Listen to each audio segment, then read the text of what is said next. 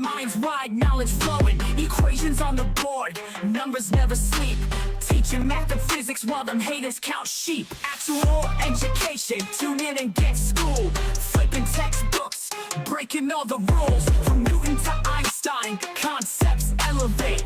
Keep the stream, it's the key to our fate. Dr. Gold dropping gems, knowledge raining down. Actual education making scholars all around. Perpendicular minds, angles sharp as ice. Maths and physics, yeah, the future's real nice.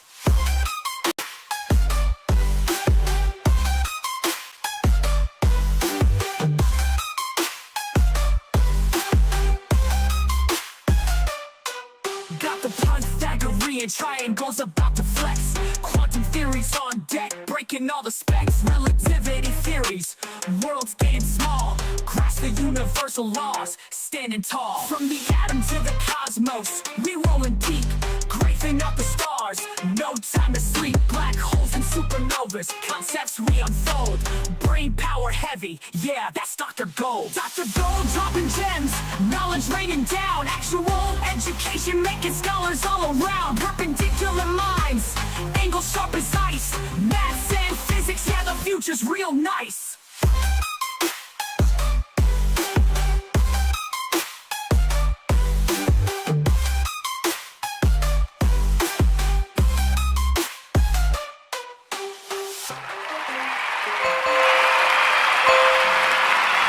What's up, everybody?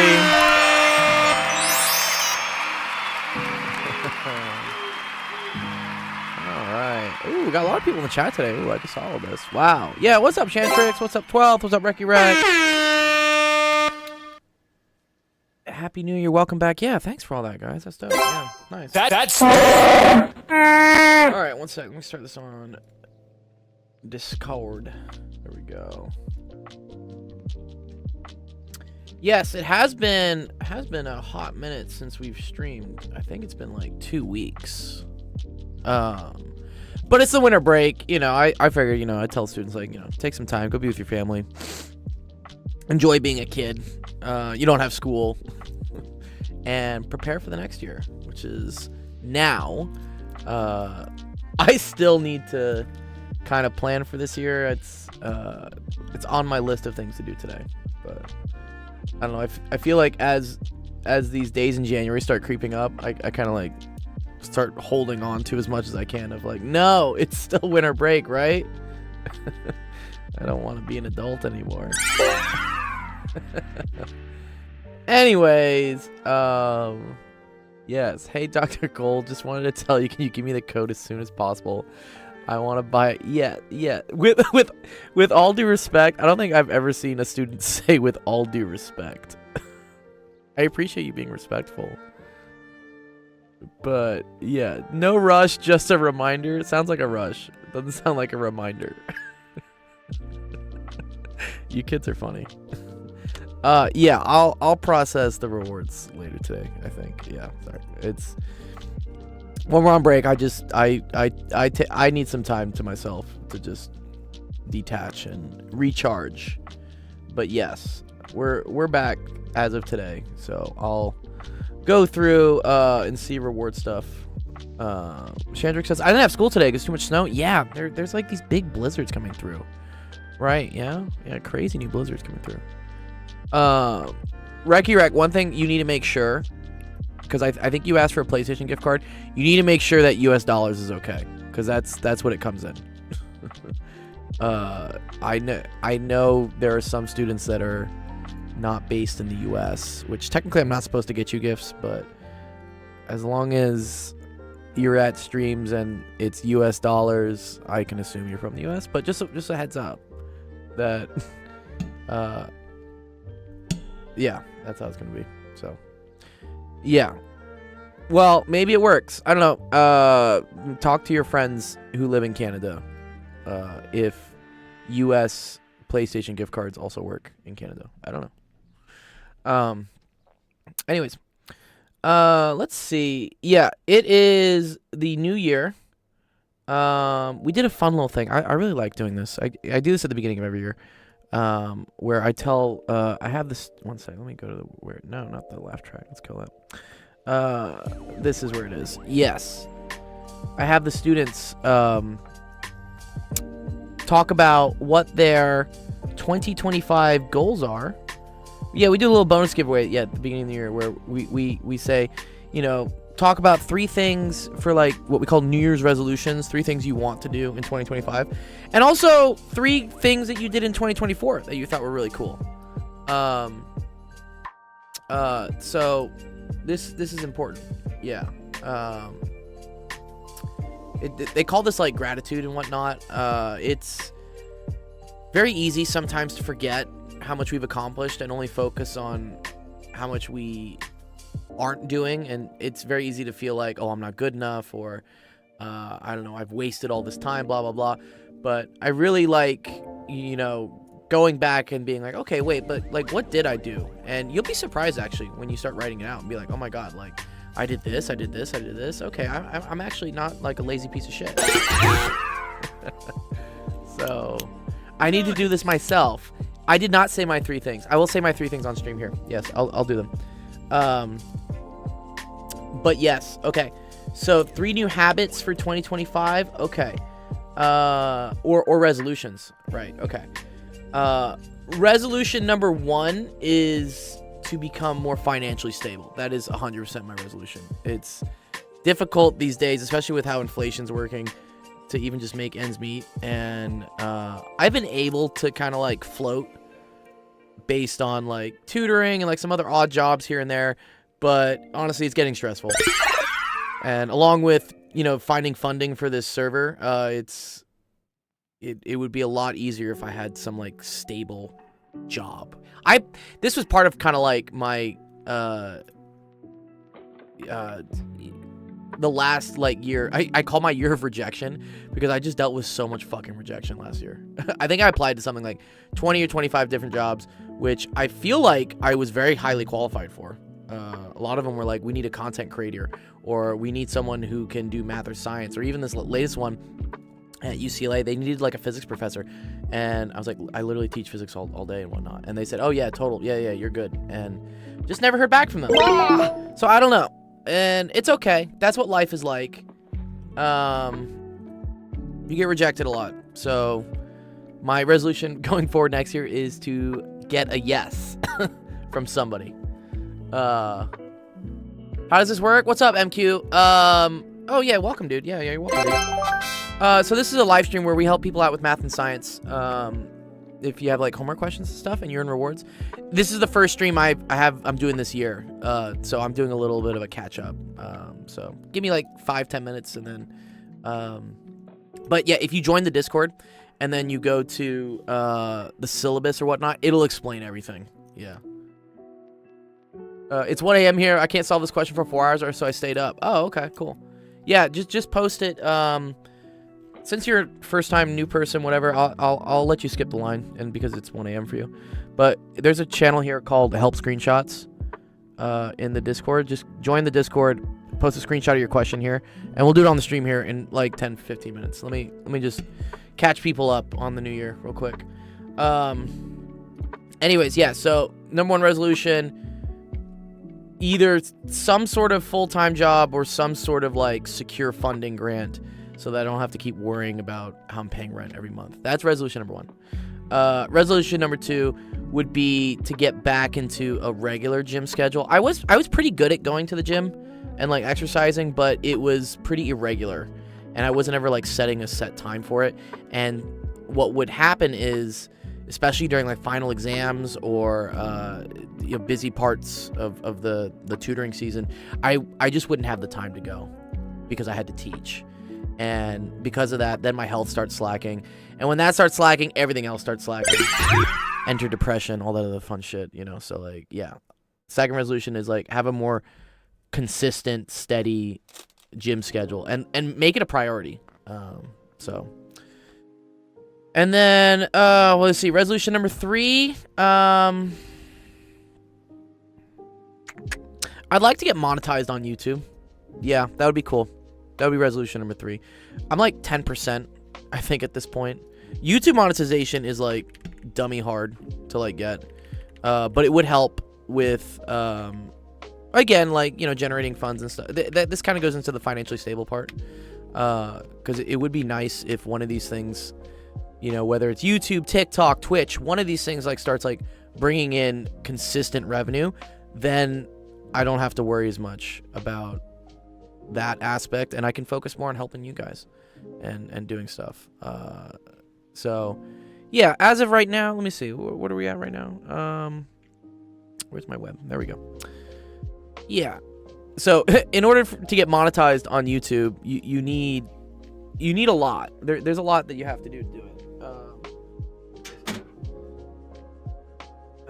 But one of the requirements here is you need like a lot of watch hours, and I think I'm like, yeah, what, 320K out of 3 million, so this is 10%. So I need to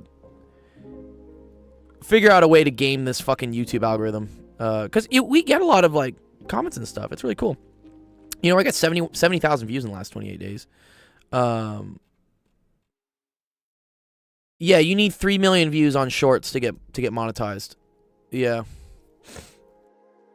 It's hard with math. Yeah, MQ, you just gotta like take the time and just be like, you can always find, you can always find 30 or 40 minutes to just go to the gym. You can find it to scroll TikTok, right?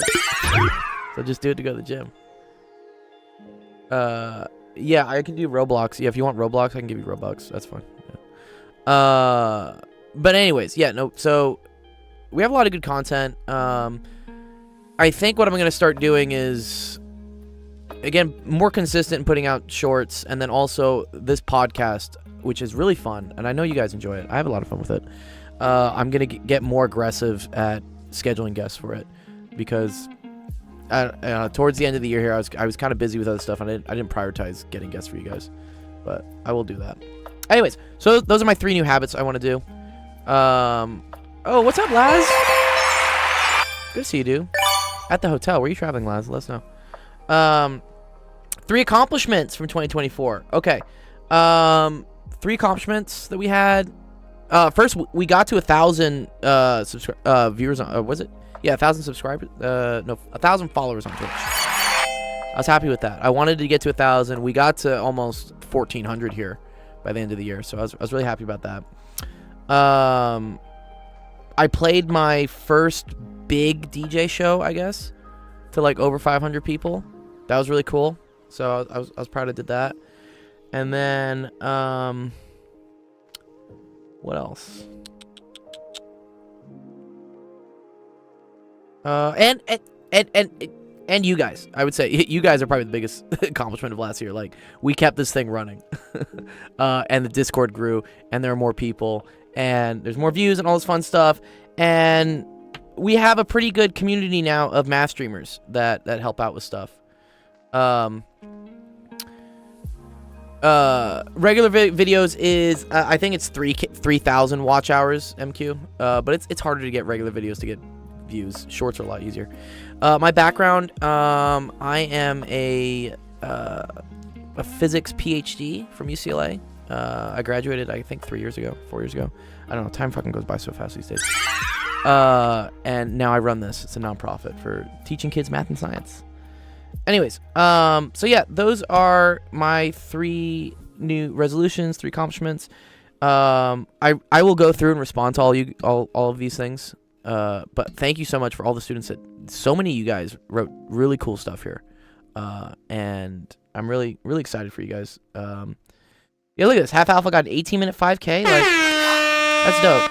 Wow. Yeah, cool.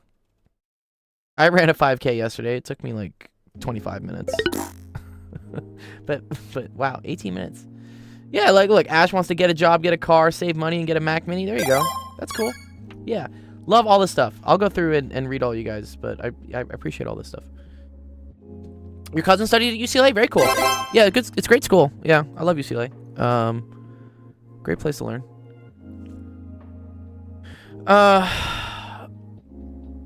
You could do slightly clickbaity content. Yeah, 99% of SATs. Yeah, I know. Yeah, you're so right. Yeah, I could start getting clickbaity. That's what I talk about, like gaming the algorithm. YouTube, like anything else, it's just a game. And once you figure out the game, you're fine. So I've just been doing it to just put out helpful content to help people, or you know, teach people math and science stuff. Yeah, 10 bond coins for 9K. Yeah, you see equity. It's been there for a while actually, but I don't think people have noticed it. Okay, anyways. All right, enough about me. Glad to see you guys here. Let's help out with some math and science questions for today, and let's get to it. All right. Welcome everyone to Office Hours. My name is Dr. Gold's Actual Education, the stream that helps you out with math homework, science homework, all sorts of fun stuff. Welcome back, 2025, first stream of the year. Let's see. MQ, did you? I know you said you've been up late, so and you're a first-time person, so I'll help you if you posted something in the screenshots. Where is it? Where do we put things? Help screenshots. There we go. MQ. There you go. Okay, cool. All right, here. Let me help you real quick, and then I appreciate everyone else that submitted questions. I'll go through them. Yes. Here to watch all the maths and all. Yeah. What's up, dude? Okay. Cool. Oh, this is Taylor series. Yeah, I need to make a video on this one. I make TikTok videos on like stuff that's always being brought up. This is something that's always being brought up. Okay. It says use Lagrange's error formula. Well, first, let me know, MQ. Do you need help with part A and part B, or just part B?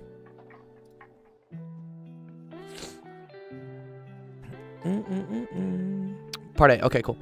All right. So Lagrange's error formula says that the error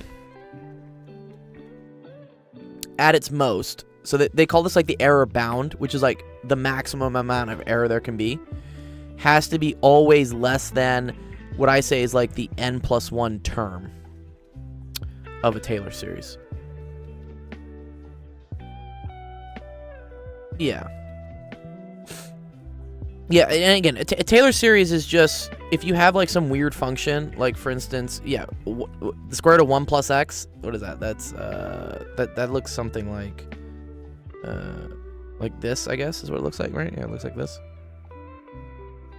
You can approximate, because this is not really a linear thing, it's a curve, but you can approximate it as a series of higher and higher exponent, like curves, or polynomials is what we say.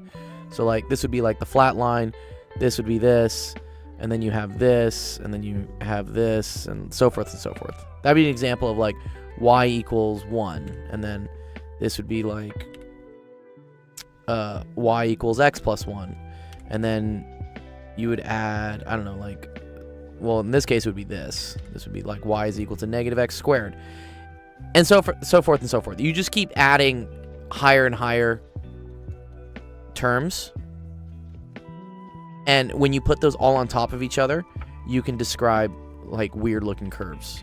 So that's the short answer for what a Taylor series is. But what they're talking about is the error, okay,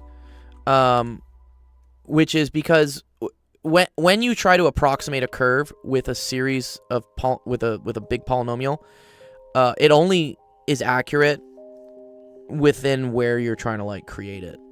So for instance, like creating the Taylor series here is bad at trying to estimate what's happening over here, but it's really good at like figuring out what's happening over here. Yeah, it sounds familiar, right? Yeah, I believe this is what Lagrange is. I mean, let me double check this one sec. I think it's just the n+1 term. Yeah, cool. Yeah, you see this? Yeah, look at this. Again, they make it look fucking fancy and scary, you know? They put all this like look at all this. Like, dude, what's all this math garbage, dude? Like, what are they doing with all this stuff? Like, no. But this is all this is just the next term in a Taylor series. So, MQ, do you at least know how to take terms for a Taylor series?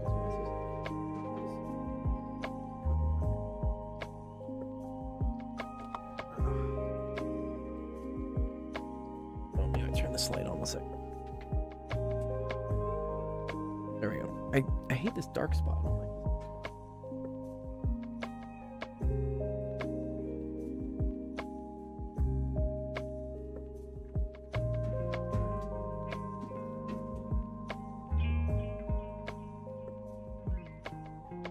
Okay, whatever.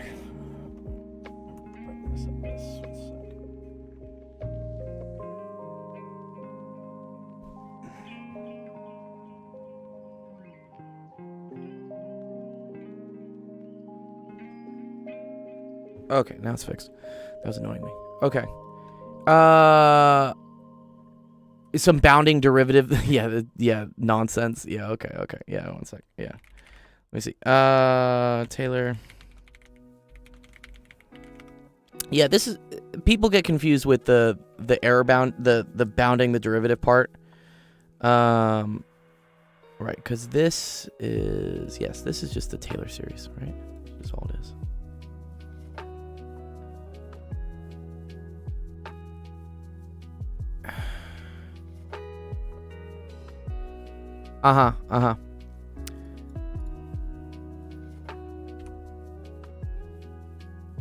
No, it's okay. It's just the n plus 1 term. Okay, so let's see. 10 to the minus 6. Okay. So you're going to say 10 to the minus 6 needs to be greater than, and this is going to be the nth plus 1 derivative at some value z. I get why this gets difficult, because you're like, z can be anything between a, which is where the polynomial is centered, and x, which is where you're trying to figure it out, okay? So in this case, it's centered at x equals 0. So I'm going to say a is equal to 0. But you're trying to approximate the square root of 2. The square root of 2 is when x is equal to 1, right? Because your function f of x is the square root of 1 plus x.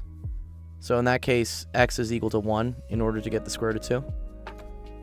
So what they want is, so here, if we do the derivatives of the function, which is this, right? So f0, I like to just write them all out here. I'm going to say like f0 is 1 plus x to the 1/2, okay? Then f1, the first derivative, is 1/2. 1 plus x to the minus 1/2, right? And then f2, the second derivative, is going to be negative 1/4. 1 plus x to the minus 3/2. And then this is f3. I'm just going to do the first three derivatives.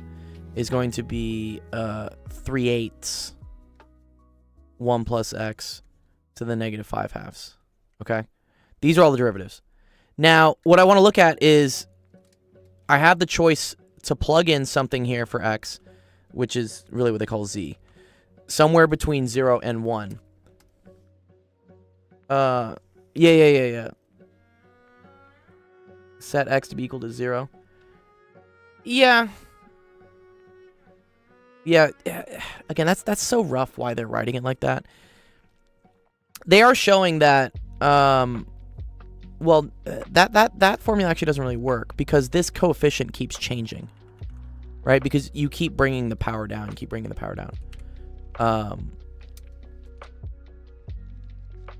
what you can do is let's just look at, for instance, well, by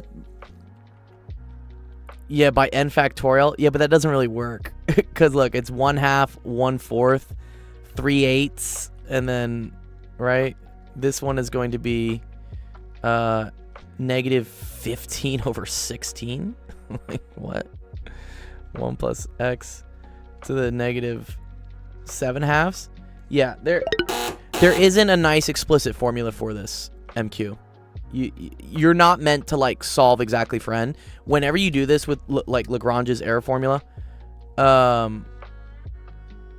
you kind of just do this with guess and check.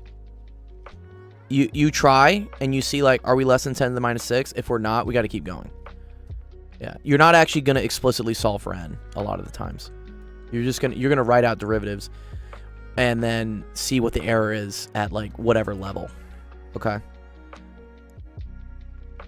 The part that gets tricky is determining what value between a and x.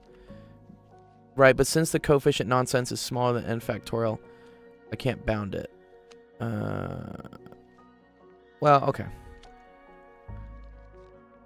The error is always bounded by whatever this is, right? For instance, if I want to know what's the bound, which means like what's the maximum the error can be in like the third Taylor series term, it's the value of the fourth Taylor series term. That's the bound, That's the max. I'll show you. So let's for instance like figure out what the error would be going up to the second term, or n equals 2, which I think is technically the third term, right? Because I think the first term starts at n equals 0. In order to find the error here, what's up, Shaq? We would just look at what the value of the Taylor series is at the third one, okay? So that's going to be this, 3/8, and then this is 1 over 1 plus x to the 5/2, okay? And then this is x minus a. Remember, x is 1, a is 0, so that's 1 minus 0. And then at the third term, that's to the 3, right? And then this is all over 3 factorial, okay? So in order to find the error of going up to n equals 2, right? This is n equals 0, n equals 1, n equals 2. We look at what n equals 3 is, okay? Now, in order to determine what value I plug in for this is the tricky part. This is like the derivative term, okay? I have choices between 0 and 1, and I want to pick whatever value causes this to be the biggest, okay? So usually you'll look at the extremes. I'll look at 0, I'll look at 1. I'm not going to really look in between, usually. In order for this to be really big, I want this thing to be really small, because if I divide by a small number, I get a big number. And the way for this to be really small is for x to also be small, to be 0. If x was 1, this gets bigger, which means this whole thing gets smaller. But when doing error, you always want to figure out what's the most it could be. It's like you're being super safe. So does that make sense? Like why I'm going to choose this to be 0? Your choices are always between where you're centered and where you're looking, between a equals 0 and x equals 1. Okay, cool. All right, so now I'm going to solve this and just see what I get. Okay, so this gets me 3/8, 1 over 1 to the 5/2. Exactly. Yeah, exactly. Yeah, good. And then this is 1 minus 0 to the third over 3 factorial. Okay. And now we just use like a calculator for this just to see what we get. So one sec, let me. And you may see a trend. I already see a trend popping up here, which will help simplify like some of the stuff. Okay, so if we pull up the calculator, we have, right, 1 over 1 to the 5/2. This is just 1, right? 1 to any power is just 1. 1 to any power here is also just 1. So what you end up really just calculating is whatever this weird thing is over 3 factorial. So that's going to be 3/8 divided by 3 factorial, which I forget how you do factorial in math here. Yeah, they have it in probability. It's too funny they put the factorial there. Okay, so then this is 0.0625, okay? So this is only accurate to 10 to the minus 1. You done messed up, Aaron! Because this is nowhere close to 10 to the minus 6. Yeah. Okay? So that's what you would say. You would say, okay, so if you go up to the second term, your error is no bigger than 0.06. So really you'd say, okay, it's no bigger than 0.1. Okay. This is where we start noticing a trick here, which is that as we start taking more and more derivatives, like, right, f5 to the blah, blah, blah, and so forth, right? I'm just getting slightly bigger numbers here in front of the multiplier, but then this is always staying as 1 plus x to the whatever power. You see how this just, like, keeps persisting? And when I plug in 1 for my, you know, quote-unquote z here, for my error bound, I'm always just going to get, sorry, when I plug in 0 for my whatever error bound, I'm just going to get 1 over 1 to the whatever power. So this is just going to be 1 all the time. This is also going to be 1 all the time. This is what's really going to drive the error. This is a multiplier, like, cool. You see how this number does kind of go up, right? It actually goes down. It goes down and up. So it goes like 1, 1/2, 1/4. Then it's 3/8, then it's 5/16. Then it's going to go up more, but I don't think it's really driving as much as this is. Factorials grow immensely, is what they do. So, really what I just think I want to look at is I want to look at, like, where does 1 over n factorial become less than 10 to the minus 6? And this, again, is not solvable. You can't algebraically solve this. You just have to do this by, like, hand. So if I do 1 over, let's say, 6 factorial.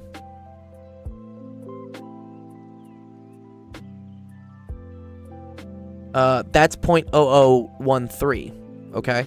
So that's still barely 10 to the minus 3 accurate. So, no, we got to go even higher than this, right? So, luckily, factorial grows really big. Because, like, watch, if I do 1 over 16 factorial, now we're already at 10 to the minus 14. So I don't need to go that much. Let's see, 10. Ooh, minus 7. That's good. That's less than minus 6. Ah, here we go. This is slightly greater than 10 to the minus 6, okay? It's impossible without a calculator. You can't do this without a calculator. If your teacher asks you to do this without a calculator, like, Stop it. Go get some help. Get some help. Like, you can't. You cannot do error bounds like this without a calculator. Unless someone wants to tell me they can. Like, I don't know.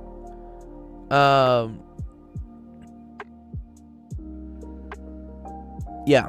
So anyways, so what we see here, right, is that 1 over 10 factorial is finally less than 10 to the minus 6. Maybe you're just supposed to know that, but in, like, my 15 years of teaching math, I would never ask a student to know that 1 over 10 factorial is less than 10 to the minus 6. That seems like really shitty to do to a student. Yeah, I wouldn't do that.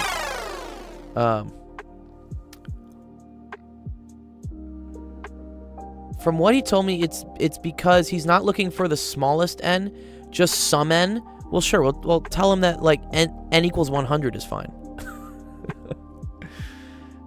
And that n is derived from mathematical reasoning. I mean, yeah, philosophically, but, like, in the context of this question here, man, they're giving you specific numbers. They're saying 10 to the minus 6. They're saying we want to approximate the square root of 2. They want you to manually go through and calculate an actual number, which, from what I see, I think n equals 9. Well, n equals 9 has the error at n equals 10. So the order of the Taylor polynomial would be order 9. I would say it's 9th order. If that makes sense.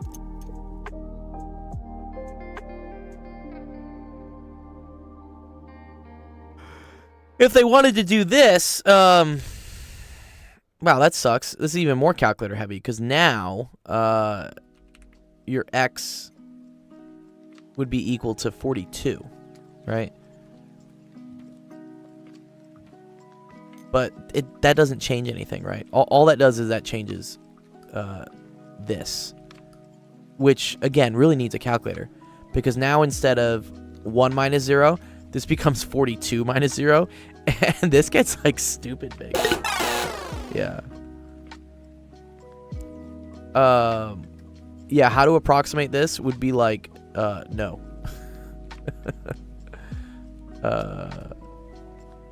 You can't really use this function to approximate the square root of 43. Because it's nowhere close to it. Anyways, does that help you out a little bit, MQ, with how that works? I'm not sure exactly what your teacher wants with whatever philosophy stuff, but this is procedurally how to do it. And if the procedure makes sense, go for it. That's how you solve it. All right, cool. Good job. Thanks for asking a question, MQ. That's cool. Starting the year off with one of the harder topics in calculus. Well done. Well done. I agree. I've seen this question a lot of times, MQ, and in my experience, that's what they want. they want you to understand that error is always the next term, and they want you to notice that maybe there's a pattern with the terms. In our case, we saw that the pattern was, okay, if I'm trying to maximize the error, then I'm going to choose 1 as like the value I plug in, and that just makes a bunch of, or sorry, I choose 0 as the value, and that makes everything just be like 1 over 1, 1 to the n, whatever, and then it's really 1 over n factorial, which is driving the terms, and then you just figure out which n factorial you need to be less than 10 to the minus 6. That's it. That's how you do it. But yeah. Okay. Cool. Nice. Good question. Ooh, Bella's back. What's up, Bella? Good to see you, Bella. We have so many fun. You guys all have homework. Did your teachers like give you homework over the winter break? That's so mean. Surprise, motherfucker. God damn. Okay. Let's see. I think the first question, was Mika. Mika, you asked a question at 7 a.m. today. Right, nice, good job. This is actually right when I was going to bed. I had to teach a student in Israel last night, and the time difference is pretty extreme. So I taught them starting at 3 o'clock in the morning, which was, I think, like noon for them. Because they're like, oh, I can only really meet at like, 1 or 2 o'clock in the afternoon. And I was like, okay, well, that's about to be 3 o'clock in the morning for me. Luckily, I stay up pretty late. Okay, what's up? Mika, do you want to come to the board? Do you want to come up and talk? I forget if you have a mic. You can if you want. Hi. What's up, Mika? How's it going? I'm good. How's your new year been so far? I definitely procrastinate a lot, but It's okay. It happens. Like, again, I'm still procrastinating. I'm still holding on to, I don't want to start the new year yet. Like, no, it's still winter break. Yeah, I know. Yeah. Did your teacher assign like homework over the winter break? That's what this stuff is. Man, they did, and then I didn't realize that it was due like 2 days after I got back. Oh, ew. What? That Yeah. sucks. Damn. So I tried it, and there's just a lot going on. There is a lot going on here. Yeah, let's look here real Yeah. quick. Okay. So they gave you a bunch of really weird functions, and they said solve for x when g of x times f of x over h of x equals j of x log base 8 of x minus 1, where x is some number between negative pi and pi. Determine all the restrictions. Wow. Oh, thanks, Sensation. What's up, dude? Okay. Let's maybe just write this out. Hopefully, like, some stuff, like, simplifies. Okay. I kind of maybe see some stuff simplifying already. Maybe? Ooh. Man, why do they put different bases for the log, too? That's so rude. Jesus. Okay. All right, fine. Okay. 16. Log base 4. X squared minus 1. Minus 8. Log base 2. X plus 1. Oh, I think I see what I kind of want to do here. Because this is like a difference of squares, which is nice. But, oh man. But the bases are different. Ew. Okay. All over. This seems like a troll problem to me, Mika. Like, just from experience, I'm just like, why would you do this to your students? But okay. 1 over x minus 1. Cool. We can put that because that's what f of x is. And then over h of x. So then it's going to be over sine 2x is all equal to... okay. Now they're putting a log base 8 in there. Okay. 3x cubed plus 9x squared minus 12. And then they're saying log base 8 of x minus 1. Okay.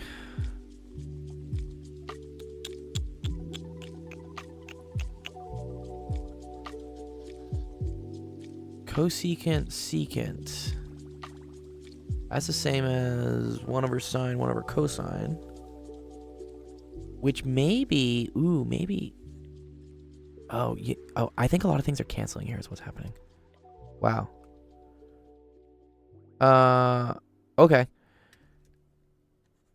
Sine, I think there's an identity for sine of 2x. What is it? Sine 2x identity.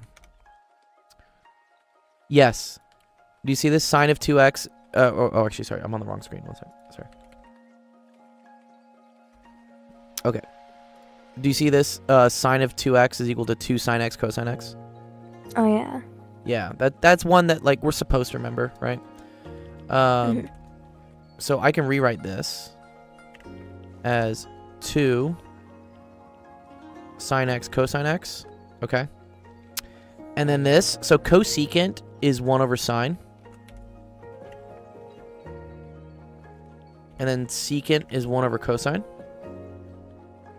Okay? Do you see how this is going to cancel out this? Oh. Because this whole thing, right, is just 1 over sine cosine x.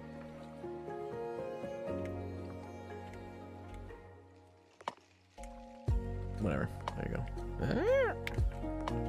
1 over sine x cosine x is on the bottom here, and then it's multiplying by sine x cosine x, which is on the bottom. So then this is going to cancel this. You could also think about this like just all coming to the top and then canceling this as well. Oh, okay. Does that make sense? Yeah? Yeah. Okay, cool. So that's step number 1 that went away. Okay. Now I have a 16 and a 2 and an 8 and a 2, okay? So I can get rid of this one, this 2 here, by just bopping this down to 4 and bopping this down to 8.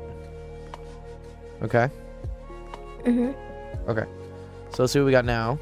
So now I have 8 log base 4 x. And another thing, okay, x squared minus 1 is the same thing as x plus 1, x minus 1, right? If I expand this out as a difference of squares. Yep. Okay, cool. And then this is minus 4 log base 2 x plus 1. And then all of this, the 2 went away, right? It's all over just x minus 1. And then we have this mess. Mess. Okay. Okay. Now...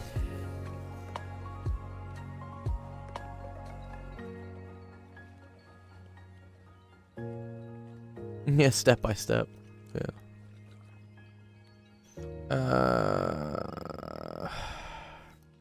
So, one way to resolve things with weird powers, weird bases, is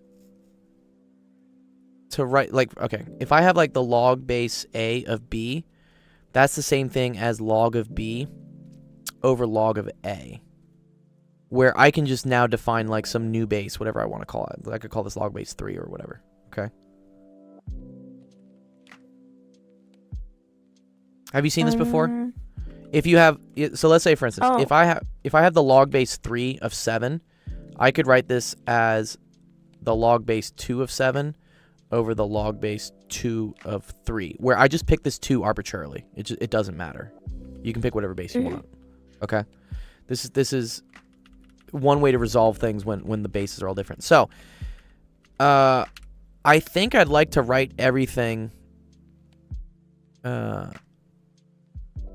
in base 2, because you see how these are all like 2s and 2s and whatnot. Yeah. Yeah. Wait, I have a question. What's up? How'd you get the x minus 1 in the denominator? Oh, that came from here. From f of I x? messed. That came from f of x. Yeah, f of x. Ooh, Jesus, where'd we go? Come back. Yeah, f of x, remember, was 1 over x minus 1. So when that's on the top, the x minus 1 just like kind of chills down here. Oh, okay. Yeah, makes sense? Yeah. Okay. So here's what I'm going to do. I'm going to write everything in like log base 2, because I think that'll make things nicer. So, and actually what I'm going to do, do Do I want to run the exponents yet? I'm going to keep this outside for now. I might change it later. Okay. So this is 8. We're going to say log base 2 of x plus 1, x minus 1. Okay.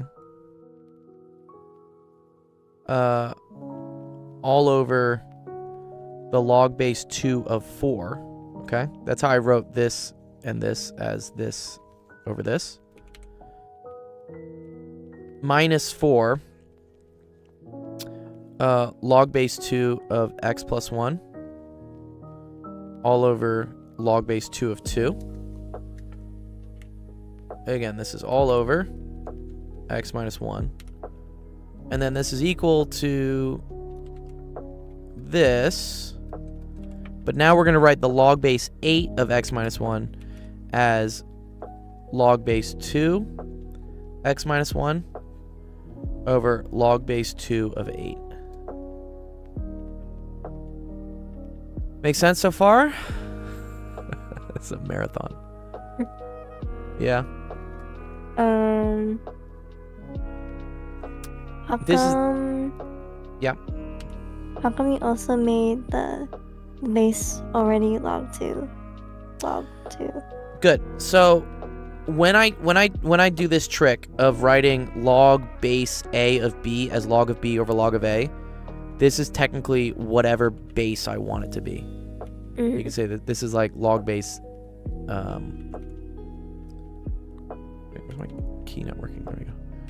It's like log base n of b over log base n of a. I'm gonna choose my n here to be 2 because I know that all of these weird bases I have, like 4, 2, and 8, are all powers of 2. Because this will make it easy to solve. Like, what's the log base 2 of 2? 4? No, it's just 1. So watch. Let's remember. So log base 2 of 2 is equal to what? It's saying 2 to the what is equal to 2. Oh, 1. 1? Right, good. Right? And so then what would log base 2 of 4 be equal to? 16. No. So this is saying 2 to the what? I see. You're doing 2 to the 4. Yeah, no, it's okay. Let's remember. This is saying, right? 2 to the what equals 4. 2. Yes. Another way, if you want this to look like easier, is rewrite 4 here as 2 squared. And then pull this out front. And then you have 2 times the log base 2 of 2. And anytime you have log base a of a, this is always equal to 1. If you're taking the log base something of a number, it's going to equal just 1. So that's why this becomes 2 times 1, which is just 2. That's a log trick that gets used a lot. You end up like trying to rewrite this as like something that looks like this. But okay. Okay. Okay, cool. How All right. come, you know how like above it says 4 log 2, Yes. x plus 1? Yeah. If it's already the base log 2, how come you did the trick? So, this, right, is log of this over the log of 2. And then I chose the base to be 2 because I want all of these things which have different bases to have the same base. And so I'm going to choose for all of them to have the base 2 because I also know that that's going to make things like simple here later. If this was like log base 9, log base 3, and log base 27, then you would want to use log base 3 for everything that you're doing. Because 3, 9, and 27 are all powers of 3. Logarithm is like the anti-exponent thing. Yeah. What if one of the log bases was less than the base you chose for everything else? This is a good question, Shantrix. So Santrix is saying, like, for instance, what if one of my things was log base 1/2 of like whatever? It's cool to still use log base 2, because in this case it would be log base 2 of whatever, and then log base 2 of 1/2. And this is a good question, Mika. Do you know what the log base 2 of 1/2 is? No. Okay. What's another way to write 1/2 as something to an exponent?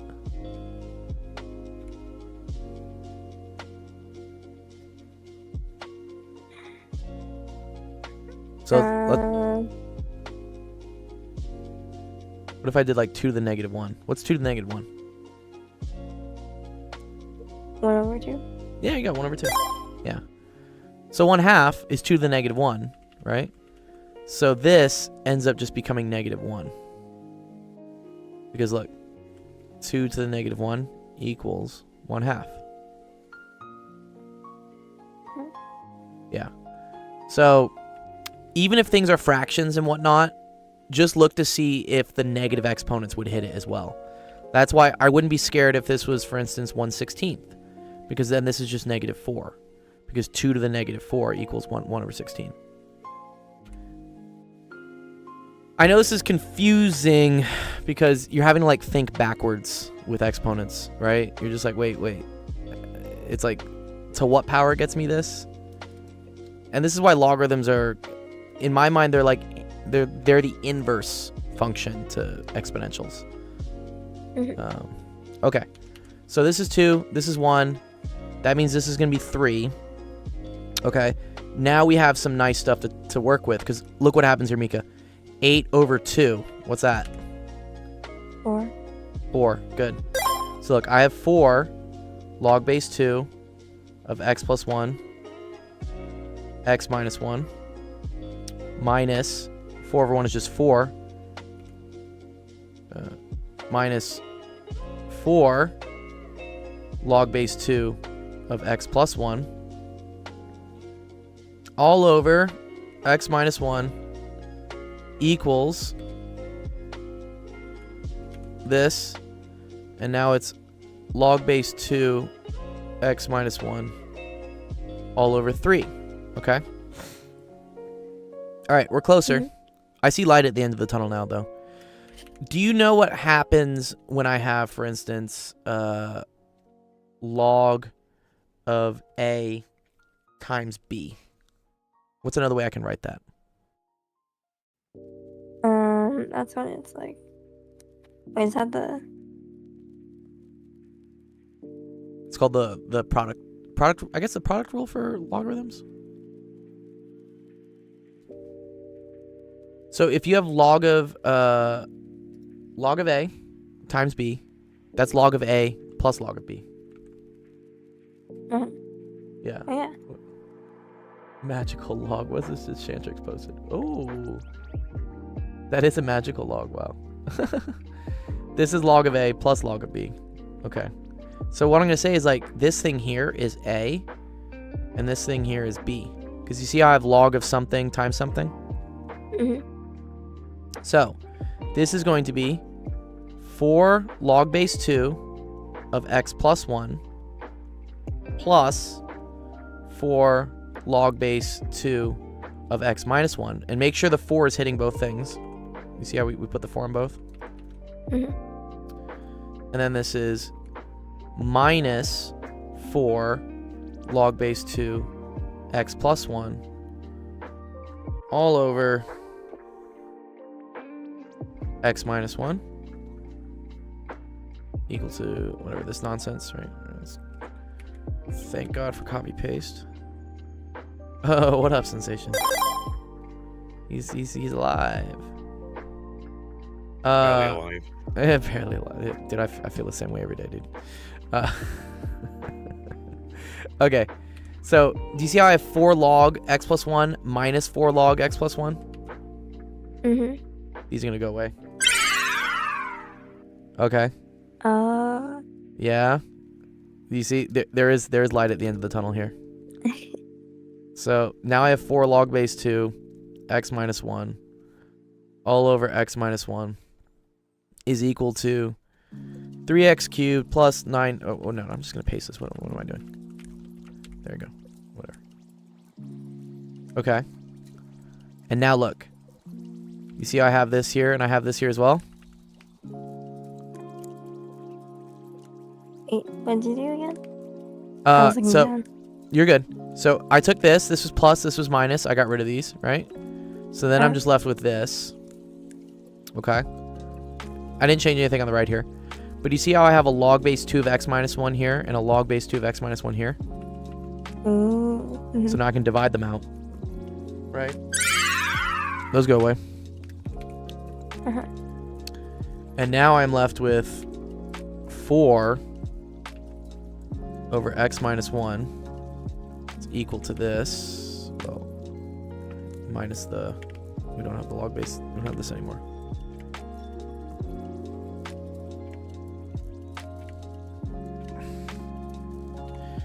This is a really sadistic question to ask you. I don't think I've ever seen something this bad.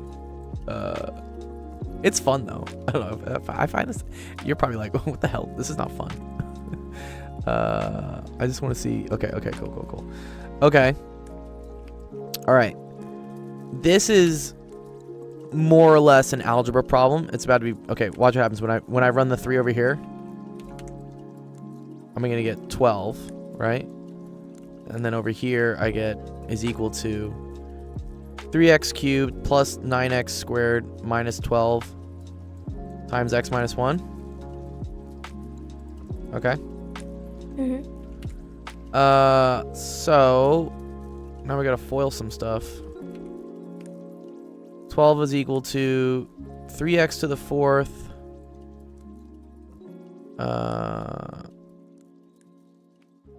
3x to the 4th plus 9x cubed minus x.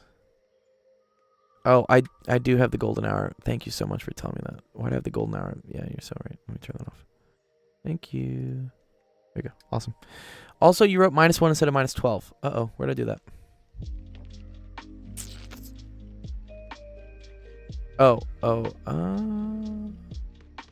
Where oh, the 12 equals. Oh, you're right. You're so right. Thank you. Thank you, Shantrix. Good save. That was about to mess us up. Good. 3x to the 4th, 9x to the 3rd, minus 12x. Then this comes in, and so then that's minus 3x to the 3rd, minus 9x squared, plus 12. Okay. Now look at this, right? Plus 12, plus 12. We can get rid of these, yeah? Mm.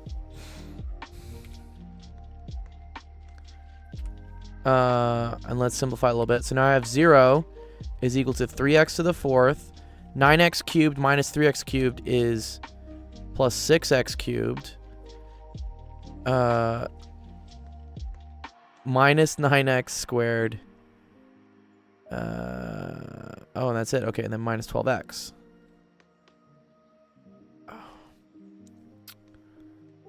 Okay. Man, I want to group these. They're so close.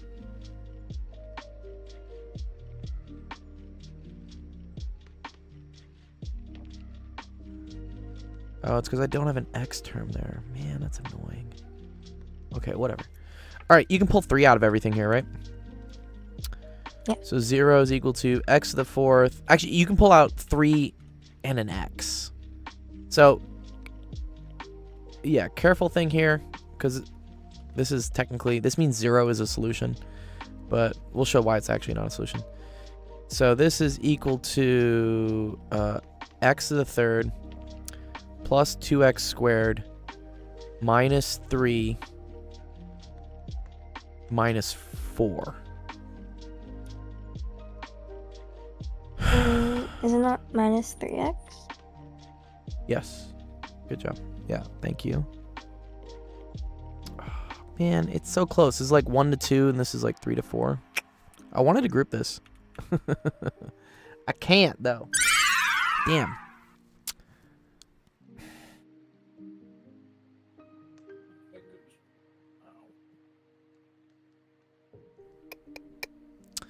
Okay. At this point, I can start trying to guess solutions, right? Because I think it has to be something easy. It has to be like either like 0, 1, or 2. I think in reality, I'm supposed to use the rational root theorem, right? That says that, okay, possible solutions could be plus or minus 1, plus or minus 2, plus or minus 4.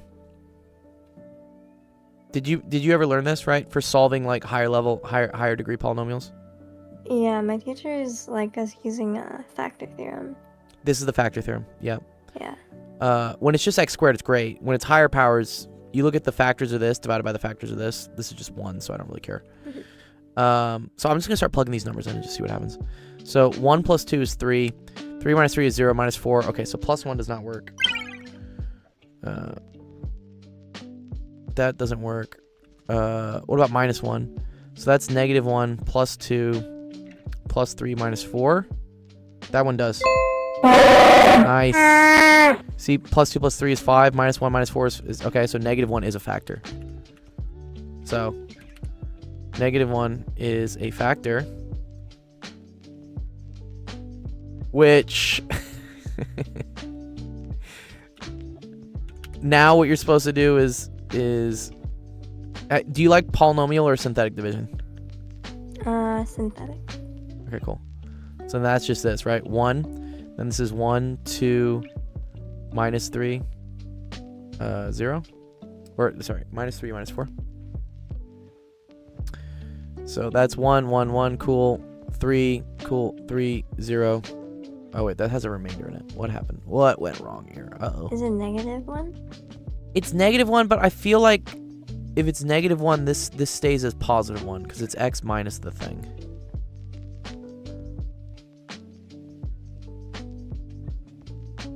Wait, one sec. Negative 1 plus 2 plus 3. Yeah, minus 4. Am I doing synthetic division wrong?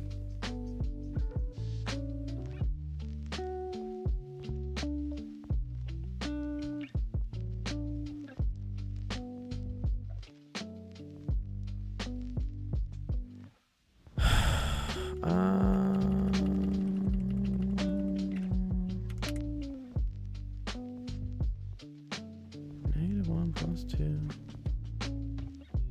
plus 3 minus 4. Yeah, that works out. The hell? Chat, what am I doing wrong? 1, 2, minus 3, minus 4. Pull it, and that's 1. Oh. No. Yeah, you add them, right? I think you just add them. No.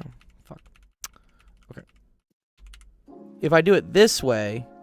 Oh, okay. Oh, you're so right. Okay. If negative 1 is a factor, that means we're pulling out x plus 1. Not x minus 1. You were right. You were right there, Mika. You're right. Yeah. This means it's x plus 1, which you're right. I put negative 1 here. Thank you.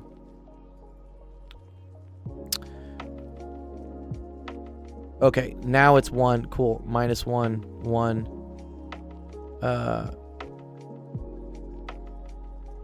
1. Yes, minus 1. Okay, cool. 1. Cool. Minus 1. Minus 4. 4, 0. Cool. There we go. Okay. So now, this whole thing turns into x plus 1. And now it's x squared plus x minus 4. Okay? Does that make sense what we did there? Yeah. Cool. And then we know how to factor this. This is easy, right? This is just going to be, well, actually, can we do this? Wait, what? What multiplies to negative 4 but adds to 1? Ooh, that's not good. Uh-oh. Do you have to quadratic formula this now? Alright, fine. Negative 1 plus or minus the square root of 1 minus 4 times 1 times negative 4 all over 2. So that's negative 1 plus or minus the square root of 17. What? Dude, what is your teacher smoking? Dude, what? all over 2. Fuck. Oh my god. Mika, I'm so sorry for you. You were expected to do this? Yeah. Not easily. There's a significant, like, your teacher's not calibrated. This is like some dude, like, showing up on a first date with a fucking wedding ring. Like, what? Dog. Like, at least talk about, you know, what TV shows you like first or something. I don't know. Like, what the fuck? Okay, so then this number is gross. It's not even a nice number. The nice thing is, okay, way up here, do you see how they said x was bounded by negative pi to pi? They only care about answers that are between pi and negative pi. I'm not sure. Let's see what these like turn into. So that's, get my calculator out. -1 plus, it's gonna be close. Oh, yeah, okay. Okay, so the positive one works. Okay. So that's like 1.56-ish. That one's okay. But then if we do this one,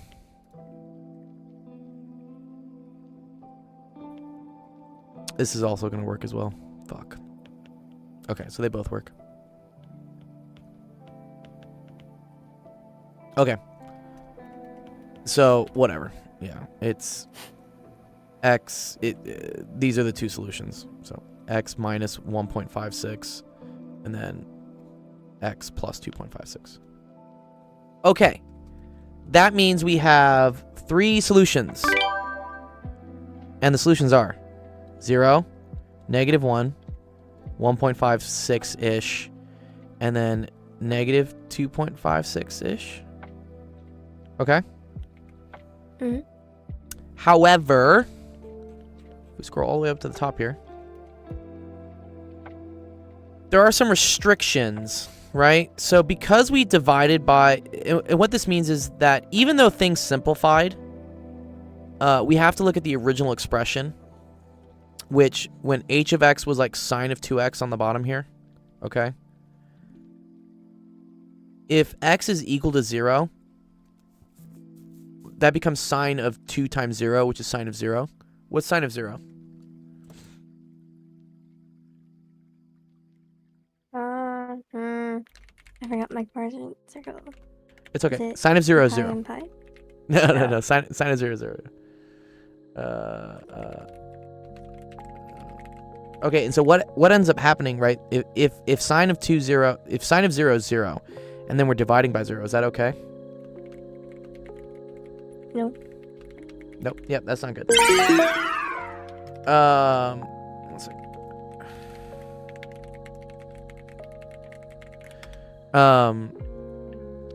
Yeah, so x equals 0 is not allowed. Because if you were to plug it right back in, you'd get a bad answer. Even more so, let's check the other answer we had, right? Which was what? X was equal to, so this one's not allowed, right? No good. Okay, because you can't divide by 0. This -1 is also not allowed. Do you know why? Because -1. Yeah. What happens if I plug in -1 for x here?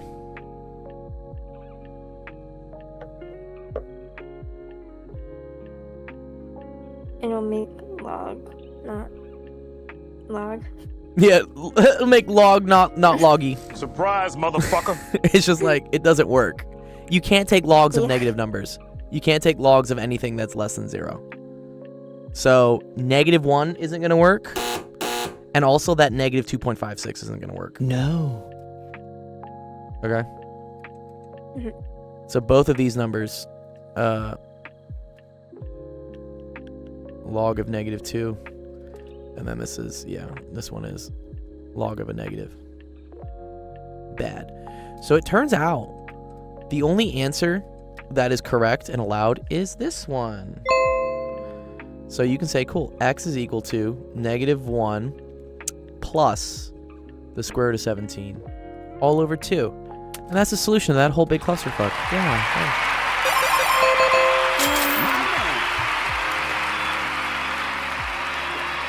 Wow. Well done! Here, I'll save this for you, because Christ almighty. What was all this? I assume that's the one you need help with. This Yeah, one yeah. shouldn't be too bad, right? This is just a polynomial and another thing. Yeah. You can solve polynomials. What you do for this, you just set it equal to 0, and then you just test the points to see whether they're above or below. Okay. Okay. But yeah, that's really mean of your teacher. I'm sorry that your teacher did that to you. Okay. Thank you Yeah. so much. You're very welcome. Come by anytime when you got questions, Mika. I got you. Thank you. Uh-huh. Bye. All right. Bye. All right. Go. Let's give a point to Mika. Mika. Nice. Yeah, that was quite a question. How many minutes did that take us? Like, you know, in reality, it is cool because it's designed as a massive review of everything you need to know in math. At least at what I think is the pre-calc level. Because you had to know properties of logarithms, you had to know difference of squares, you had to know trig identities. It took at least 30 minutes. Yeah, it did. But I didn't mind this question because what it enabled us to do was cover a lot of different math topics that you should know. Because then also we had to learn how to change bases on logarithms. Then we had to know how to use the logarithm rule for products. And then once that was done, we had to go into solving a polynomial, which is a whole other thing that's learned. And so that involved factoring. It then involved synthetic division. And then finally involved like checking the points. So it was, very, very true, Shantrix. It was like an entire math textbook question. It was like an entire math textbook in one question. It's pretty cool. Oh, nice. Sir Sensation is back in the mix. Let's bring you up here, dude. What's up, Sensation? You were at it for days. You have been streaming. I've appreciated your streams over the winter break. Guess what? Guess what? I know something. All right, tell me. What do you know? The specific heat capacity is the amount of energy required to raise the temperature of a kilogram of a substance by 1 degree Celsius. Wow, that is true. See, I do know stuff. Do you know that's also the definition of a calorie with regards to water? Oh yeah, so it is. Yes. 1 calorie, which is 4.186 joules, is the amount of heat required to raise the temperature of 1 milliliter or 1 gram of water by 1 degree centigrade. It's pretty cool. That's cool. And, You're kill the learning like drama now. physics and stuff. Kill the what? Do you want the drama now? Sorry, can you not hear me properly? Oh yeah. No, tell me the drama. What's up? Give me the drama while I pull up Shantrix's question. Oh, there's a new math streamer that's appeared in the mix. Who is it? And they, some woman, I've forgotten who it was now. Oh. Anyway, I made some innocuous comment, right? And what was it? She was just coming to the end of the stream and she was doing the Lego or something. I can't remember now. And I was like, "Where's the Lego? Disappointing." And Science decided to call me a prick. Aww. And so I've said very publicly, "Listen to me, you fat fuck." God damn it, shit. I know where you live. I will come to your house and we'll have this conversation in person. You know what I mean? Well, I don't have to hide behind a keyboard. Science lives in the U.S. though. He's on the East Coast. That's where he is. I'll still beat him. Oh man, no violence. Call me a prick. Yeah. Yeah, you know, I wonder sometimes because there's this thing called like the Knowledge Fellowship, TKF or whatever, and they opened up like nominations again for like education streamers, and at this point I'm just like, I'm not even gonna apply anymore because I can take a hint of like I think certain people get like especially in that like sphere get triggered by my streams of being too like blunt and authentic, I guess. And like you said, yeah, if you're just being innocuous, being like, oh, disappointing, like, why are you getting so mad and upset? Like, don't call people pricks because of that, you know. And if so, like, whatever, take a joke, you know. I don't know. Yeah. I get it, Sensation. If I was being a bellend, fair enough, but just I wasn't. So just like, don't I call know. me a prick. It's hard to tell on the internet who's being sarcastic and who's not. But who's the math streamer? I want to go follow them. I'll have to go figure it out. Go find them. You know, I'll go. I support all math streamers, but like, yeah, I have like zero tolerance for people just getting like super upset at nothing. I'm like, what?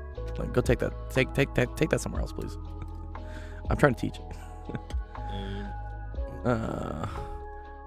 Metric system. He's online now. Sorry. Oh, who is it? No. Science is online now. Oh, I know Science is online. I rate him all the time. Like, I like Science. I mean, I think his stream is very clean, I guess. It's very hi, I'm yogurt. Oh god damn it. Who are these people? Hi, I'm yogurt. She was doing maths. Okay. I mean, she's cute. But yeah, doinky Canadian lady.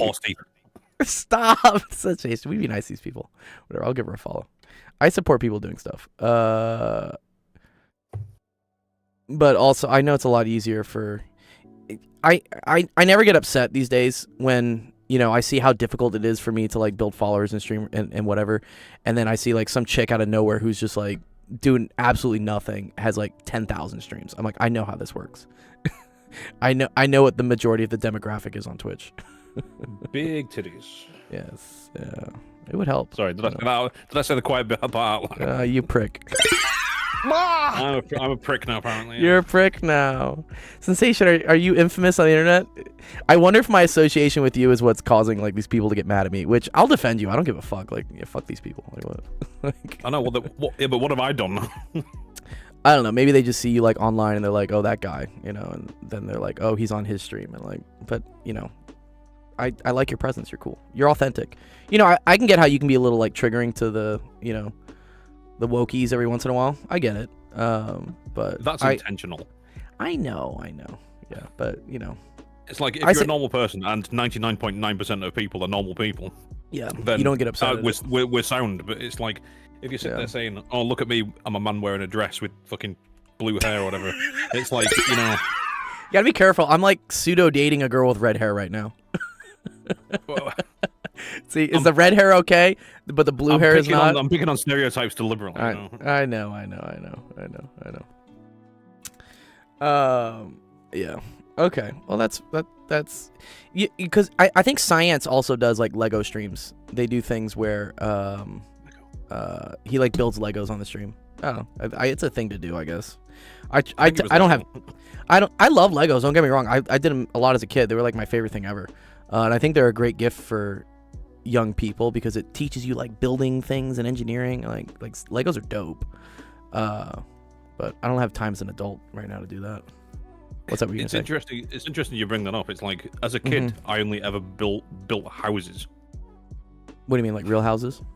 Well, no, in Lego. Lego. You built houses. Yeah, I did that in like but that's boats. like all I ever did. Yeah, now they have people building like, I don't know, like rosebuds and like insects and like lots of weird things. I built like race cars, like tanks, and like houses and boats. I had like one boat thing. I loved building boats. Boats are so cool. Sail the seven seas. Yeah. All right, let me see. Shantrix's question. Let's do yours real quick. Because I know we got a lot of people today. But I am free all day today. Cat Wars. Yes. Oh, dude, with the Roombas? That's too good. Oh, I love that. Oh. Okay. What is the unit's ones digit of the integer equal to 5 to the 2019th minus 3 to the 2019th? I've seen this question before, actually.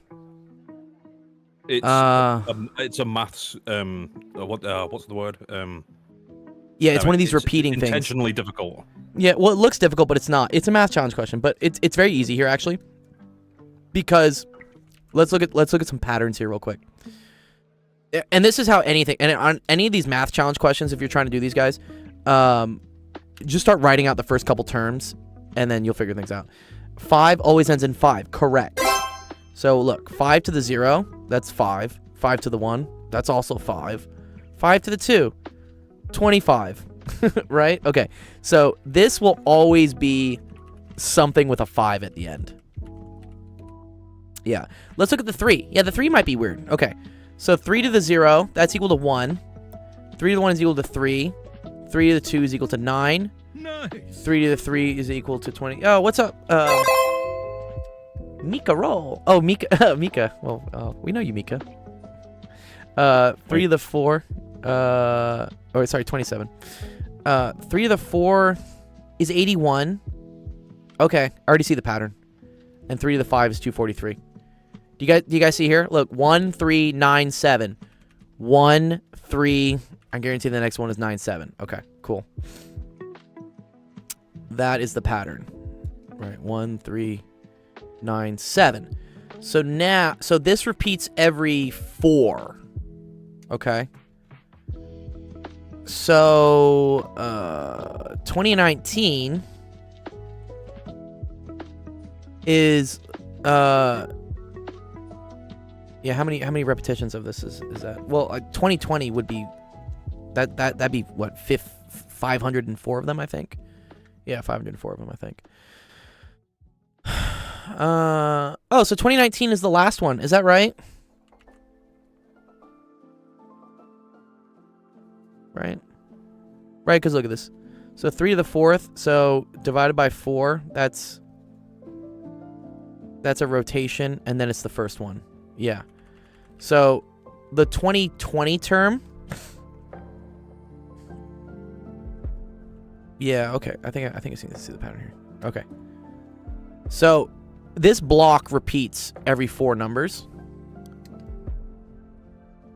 So if this was 3 to the 2020, which would be like this, but 5 times over, or 500 times over. Sorry. Yeah, 500 times over. That would be this one.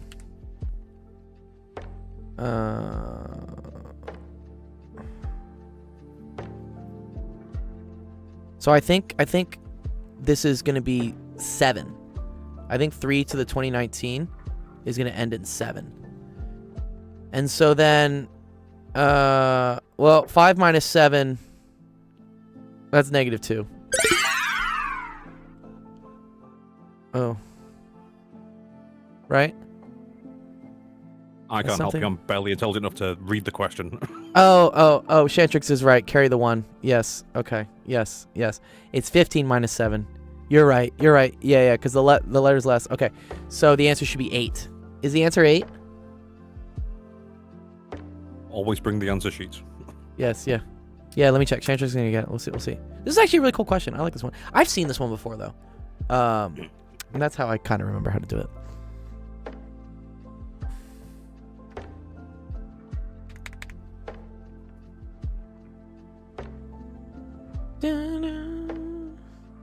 Yes, welcome back, everybody. Yes, welcome back to 2025. Yes, the answer is nice. Good job. Love that. Good job, Shantrix. That was a cool question. Who's Yum? Who's Yum? Who's Yum Yum? Do we have someone named Yum? Ollie Cat King. Ollie Cat King? Someone just joined. Oh, nice. Yeah, we have some people I think are joining also from like the YouTube and whatnot. Okay. Sweet. All right. Let's see. Ayush has got a question. That's a cool one, Shantrix. I like that one. But again, the strategy on those guys is always just write out the terms, see if there's a pattern. What's up, Recky Rec? All right, let's do your question. All right. Go way off. All right. They used... Oh, I see. Yeah. I went to 2020 and I came back 1 because it was 2019. They went to 2016 and then went up 3. That's fine. You just got to complete the fucking square. Dude, could you complete the square on this, dog? Excuse me? Really? I don't think this is completing the square. Yeah. Yeah, he's talking about, like, if you had, for instance, like, a squared minus b squared, this would be the same thing as a plus b, a minus b.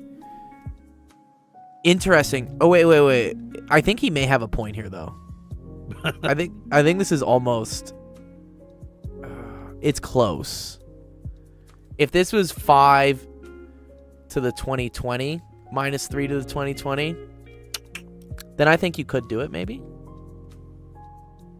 Oh, okay, because then last year. Yeah. Okay, never mind. Yeah, no. Yeah, maybe not. Okay, never mind. All right, let's see. Reggie says, a boat travels 60 kilometers due east, it then adjusts its course by 25 degrees northward, and travels another 10 degrees in this new 90. Sorry, whatever. How far is the boat from initial position nearest kilometer? Okay, good. This is a good question. This has to No do idea. with Just activate the sea mines and hope for the best. activate the sea mine. What's up, Yum? What's going on, Yum? Welcome to the stream, dude. Yum, where'd you find us? YouTube. Oh, he did You were find us right. from YouTube? Oh, that's very cool. Nice. What's up, It says there on YouTube. Hi, yes, it's me, and it's just a Y, so I'm kind of guessing it's the same person. Oh, okay, nice. YouTube. Oh, sweet. Okay, sweet. Yeah, glad you found us. Awesome. Yeah. Yeah, the YouTube has a little bit of a latency on it, but yeah, if you're in the Discord, super great. If you have a question, Yum, you want to ask, we have a channel here called Help Screenshots, and this is where students like post whatever homework questions they have. We have quite a few today, but I will get through all of them. Don't worry. I appreciate everyone who's waiting. Okay, 60 east, and then it goes by another 25 degrees northward for 90. Okay, so that means it does this. Yeah, 25 degrees. And then this is 90. And then they want to know how far is the boat from its initial position. Okay, so I want to know this. Okay, cool. Yeah, this, exactly. We could use law of cosines for this, right? I think so. Well, okay. If this is 25 degrees, I know this whole thing is 180. So then this has to be, what is that, 155? Yeah, 155 degrees. Okay, cool. All right. Yeah, and then this is side C. So there is a thing called the law of cosines.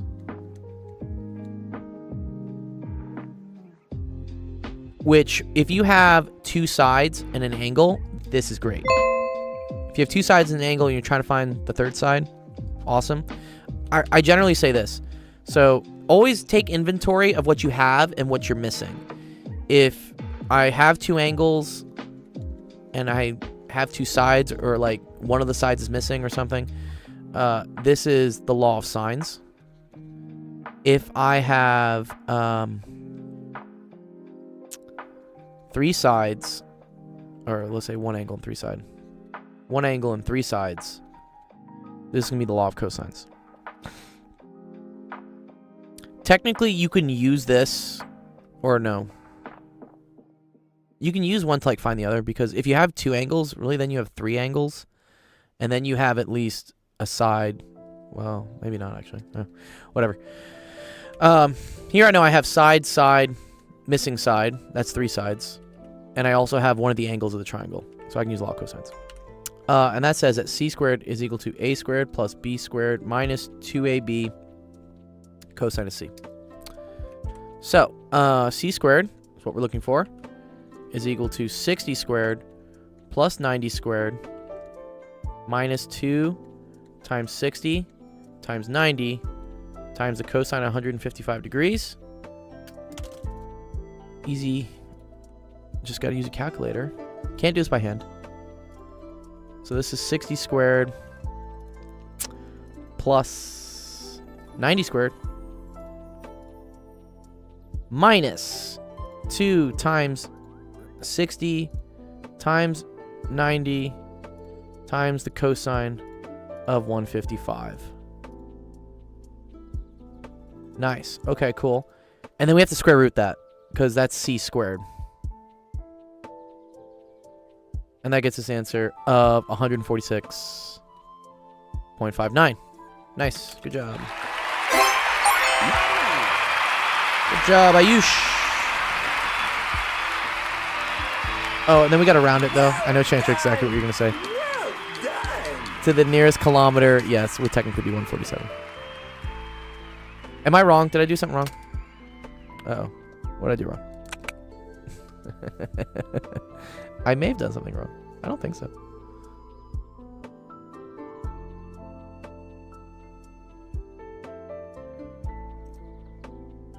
Yo, what's up, Zach?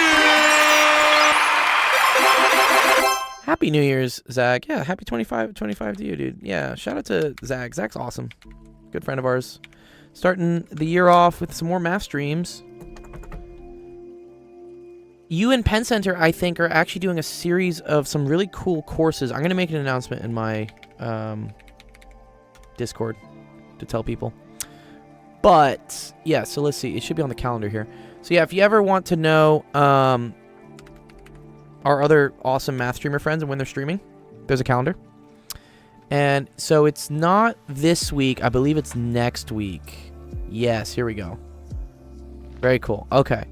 Yes. Penn Center. Wait.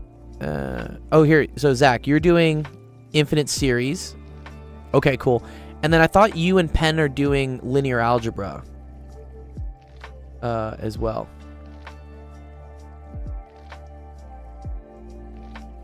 Go to the next week. Okay, let me go to the actual next week. There we go. Okay, it's called General Math. Okay, so starting this week. Okay, awesome. Yeah. So this is a collab between Zach, E to the 2i Pi, and Penn Center, which looks like they're doing Monday and Wednesday at 11 a.m. They're going to be doing a really cool like linear algebra like course. They're just going to teach it, I think, for free. And if it's, I'll have to see more details, but in the past when I've seen them do these types of courses, they're really cool. They're like self-structured, and they just have it's kind of like more Socratic, I guess. Like the students kind of lead, and you guys more like facilitate learning. It's very cool. Shantrick says, "Oh, did I do that wrong? 60 squared plus 90 squared." It's true. Yeah, it's dope. Oh, you know what I screwed up here on this? I think Shantrix. Sorry, one sec. Let me see. Sometimes I put things wrong in the calculator. Wait, no. 60 squared plus 90 squared is 1170. And then it's minus 2 times 60 times 9. You have to do minus 2ab. 2 times 60 times 90.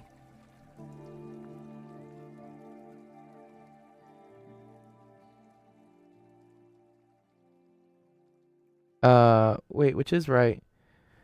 Cosine. Yeah, cosine of 155. Okay. And then square root of that. Are you in degree mode? I'm in degree mode.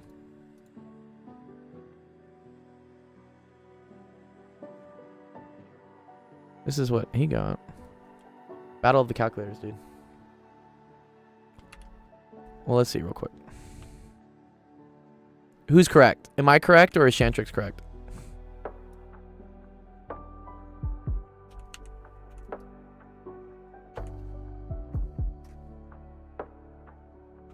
I just want to like understand where his math went wrong here. Yeah, well, this is the first read. So I got 21,488 here. You got the same error. I did got the same. Oh, you got one. Okay, well, what's going on here? Well, let's see what you guys are doing wrong.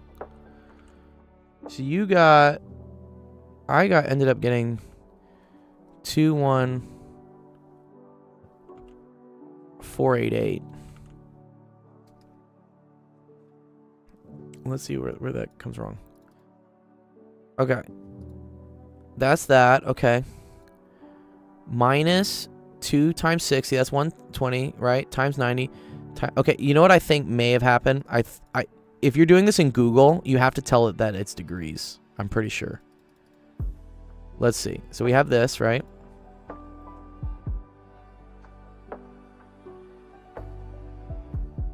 And I'm going to do this part, but I'm going to put my thing into radian mode. Let's just see what happens. Yeah, there's your error. You see how this is 1691? Instead of if you put this into degree mode, you're going to get a different answer. Yeah. The 150, you have to tell Google that it's in degrees. If you just say cosine of 155, it'll assume it's in radians. or whatever you're using.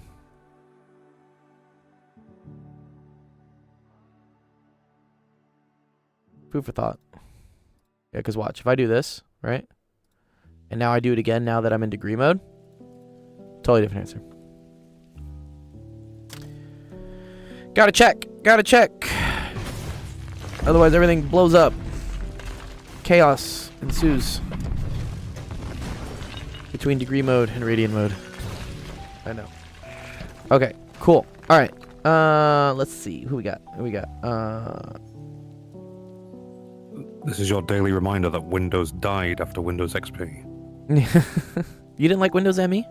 XP was after ME. No, ME was after XP. 95, 98, XP. No. 95, 98, 2000, ME, XP. Vista, 7, 10, 11. Wait, XP was after ME? Is that real? Wait, am I? Dude. XP was 01. Yeah. So, put degrees. 03. Yeah, okay. So here in Wolfram, you have to say degrees after 155, or at least put the degree thing there. It thinks this is in radians. It's gonna especially Wolfram. Wolfram's gonna do things in radians for sure. Stephen Wolfram loves radians. Yeah. Just make sure you say degrees. It's okay. Team Vista. I kind of liked Vista. I was a fan of Vista. 7 made the improvements. Yeah, I kind of dipped. I dipped from Windows and went to a Mac after Vista, and then I came back when I started gaming again post-COVID. But now I'm on Windows 9, I think. Yeah, I think that's what it is. They keep wanting me to upgrade to like 10 or 11 or something, but I refuse because I know it'll just break everything I have in OBS, and I don't want to do it.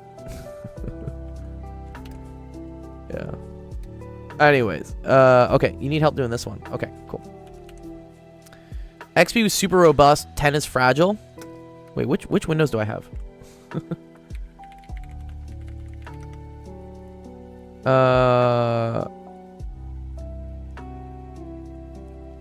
Maybe I have Windows 11. How do I tell what version of Windows I have? What does the start menu look like? That's pretty much it. Oh. Yeah, no, I still have Windows 10. Wait, how do I still have Windows 10? You sound like you have 8. I won't migrate to 11. Okay, here, I'll give you all my information. Oh yeah, no, I have Windows 10. Yeah, I have Windows 10. There was no 9. Okay. I have Windows 10, but I think I installed it at the end of Windows 10, right? Like I installed this in like 2021. So I think they had figured out all the bugs with Windows 10 by then. And I was not gonna like have fun with 11 like coming out right away. I was like, nah. It's terrible anyway. Yeah, I'm not here for it. People are like, oh, but the security issues, and I'm like, okay, just don't be a dumbass and install like stupid stuff. Surprise, Like, motherfucker. You'll be okay. The security issues that will persist because of the problems with CPUs. So. Yeah. Whatever. Surprise, motherfucker. Why is that stuck on that one? One sec. I need this to like reset. Why does it keep saying surprise, motherfucker? That's not how this works. Oh, there we go. Okay, now it's fixed. Okay. Pew. Pew. Okay, here, let's help out. I agree, and I'm dreading it because I'm at the 3-year mark walking stick, but dude, the amount of audio routing I have to do for this stream to work it's gonna take me a week if I have to reformat everything. I really don't want to do it. Maybe a summer project. Okay. Adarsh needs help with 14. Every time someone says robust, it just reminds me of that scene from John Wick. Which one? Send it to me. Where he's like, I need a tasting, or I want a tasting. Oh yes. And he starts putting all the guns out. Yeah, that's pretty fun. Something robust, precise. Good old Peter Serafinowicz. Yeah. Is that the actor? The guy that owns the Continental? No, the guy that's giving him the guns. His name's Peter Serafinowicz. He's like quite a well-known British comedy actor. So I was surprised to see him in that movie. Oh, that's too funny. He's well known for like Kitchen Gun. If you've ever seen that. No, I haven't seen it. That's the same person. Okay.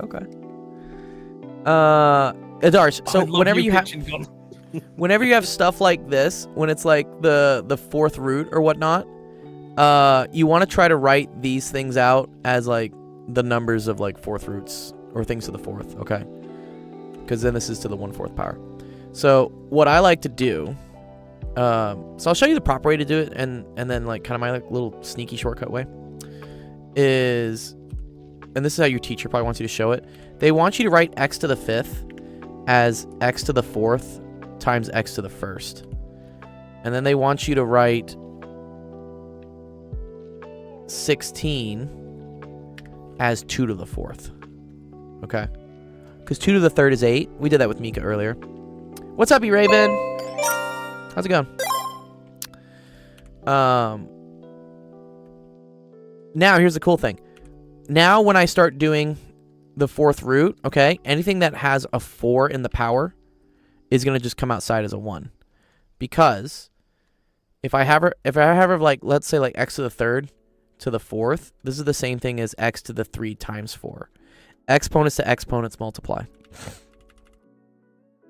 So, if I have 2 to the 4th to the 1/4, like this is the same thing as 2 to the 4 times 1/4, which is equal to 2 to the 1st.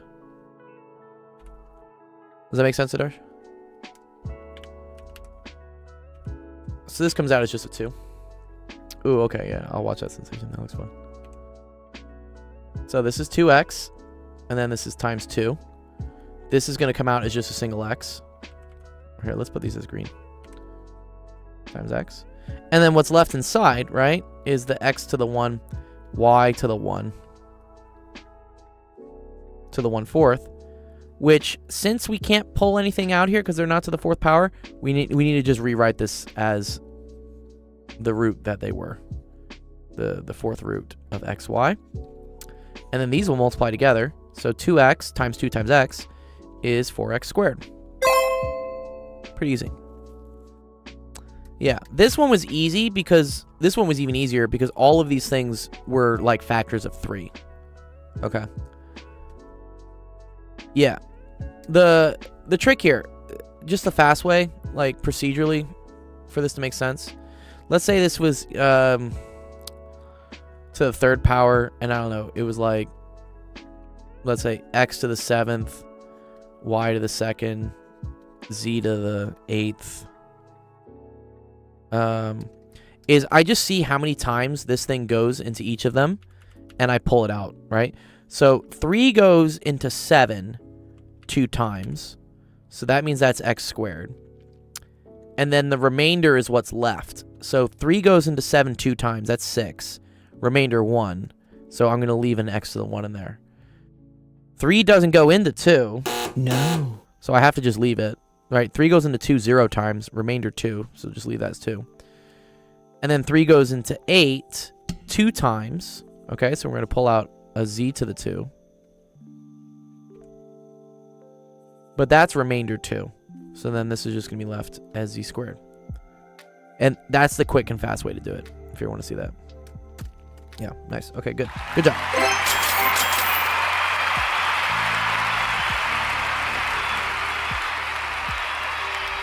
Nice. Well done. Noise. Where's Noise? Is he making some changes in his life? Has he stopped, like, giving that terrible chick attention? I don't know. We don't know. We're trying to help. We're trying to help our boy, honestly.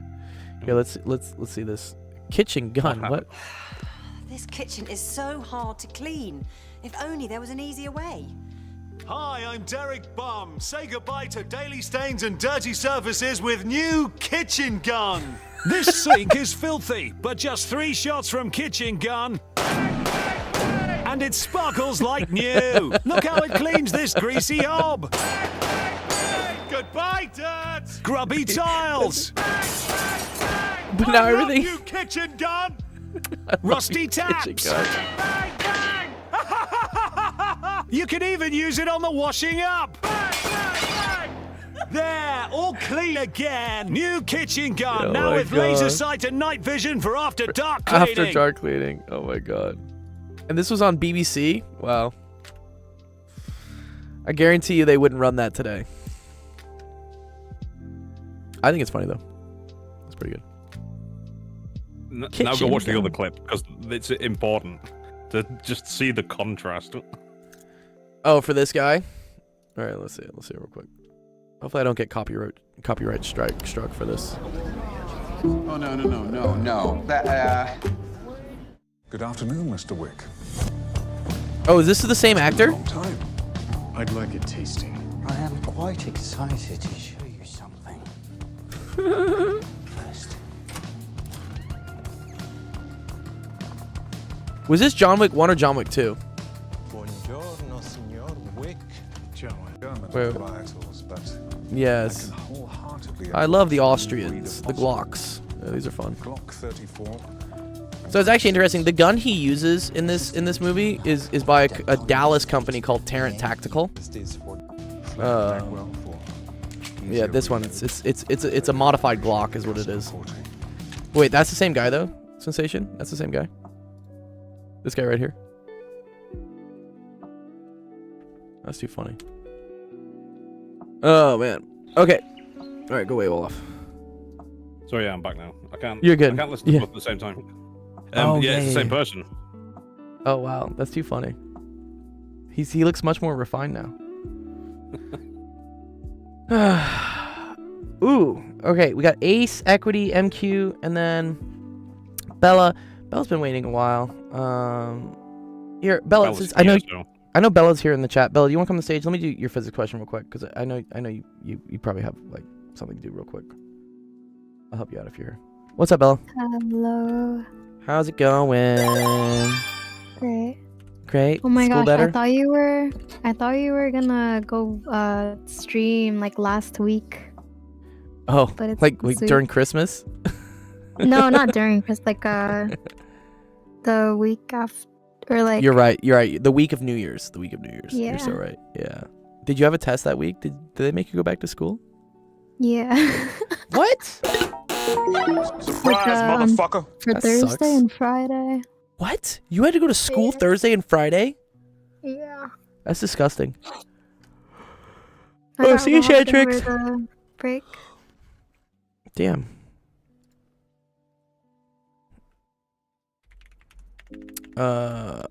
Adarsh, whatever. Yeah. Surprise. You get two. Good job, Adarsh. I don't know. My mistake. Why is this taking forever to upload? Ooh.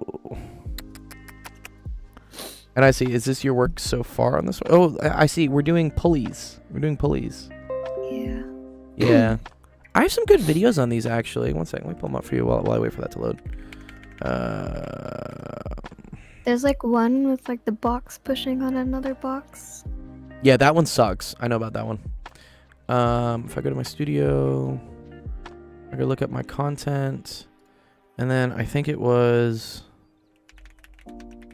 Newton's laws. What? Physics? Whatever. Shorts. I did it at some point.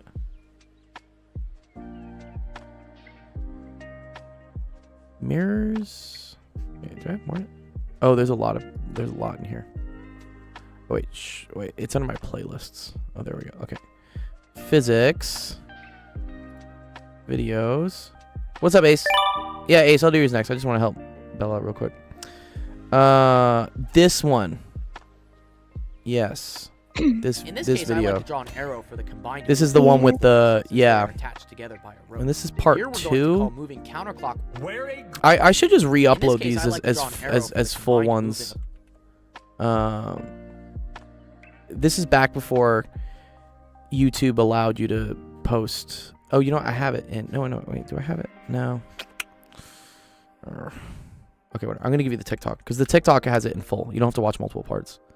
YouTube did this weird thing where they only let you post things up to 60 seconds, which became really difficult for me to explain things. Wait, what's your TikTok? Let me follow it.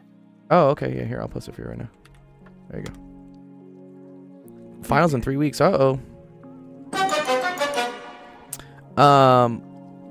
But it wasn't projectile motion. Where was it? That was physics. I've done so many videos in my days.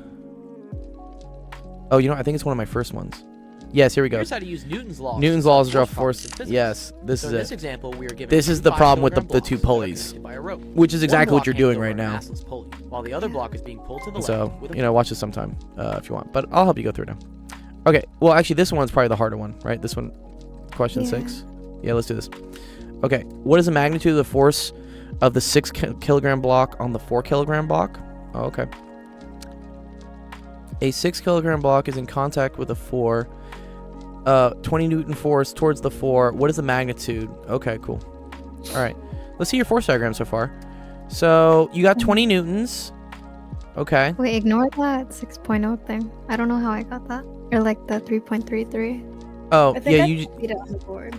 Well, no, what you did here. Okay, so this is another trick in physics. So since these two things are connected, right? You can treat this Bella as like one big object that's 10 kilograms. Okay. Now, we've learned F equals ma, right? Yeah. So if I have 20 newtons pushing to the, and there's no friction, right? Good. On a 10 kilogram object, right? So that's 20 is equal to mass, which is 10, times the acceleration. What is the acceleration going to be?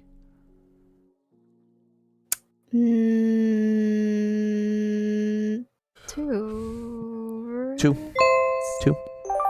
Yeah, 10 times 2 is 20, right? Yeah. Yeah, nice. Okay. Wait, so... But what did I do for 3.3? Yeah, I don't know. This is probably wrong. We'll just like not show this. So yes, so you have 20 newtons. Actually, let's not show any of this, right? Good. You have 20 newtons going to the right, and you have some amount from block B pushing back on block A. Okay. But what you know, right, is that the acceleration of this block must be the same as this block, which must be the same as the two blocks together. And that's equal to 2. Okay. All right. So, when looking here, okay, and we do the sum of the forces, right? 20 to the right minus the force of B back on it has to equal mass times acceleration, 6 times A. And then A, we figured out from them being combined was 2. Okay. Right. Okay. So you have 20 minus FBA is equal to 6 times 2, which is 12. So that tells me that FBA is equal to 8. Okay. Wait, how'd you get 8? Okay. So sum of the forces, 20 to the right, something to the left, is equal to the mass, 6, times the acceleration. Right. The acceleration of the block is 2. Okay. So that's... And so this is 20 okay, minus... okay. Yeah, I don't know why you're doing this 4A thing here. I don't really understand. I copied these from the board. That's what I... Because I had to submit it. Yeah, this is... I kind of get what they're doing here, but also not. Okay. Because if we look... So is it okay if you could do it like without my work there? Because it's kind of confusing me, like looking at both. For sure. Here, let's just do this. Let's do this.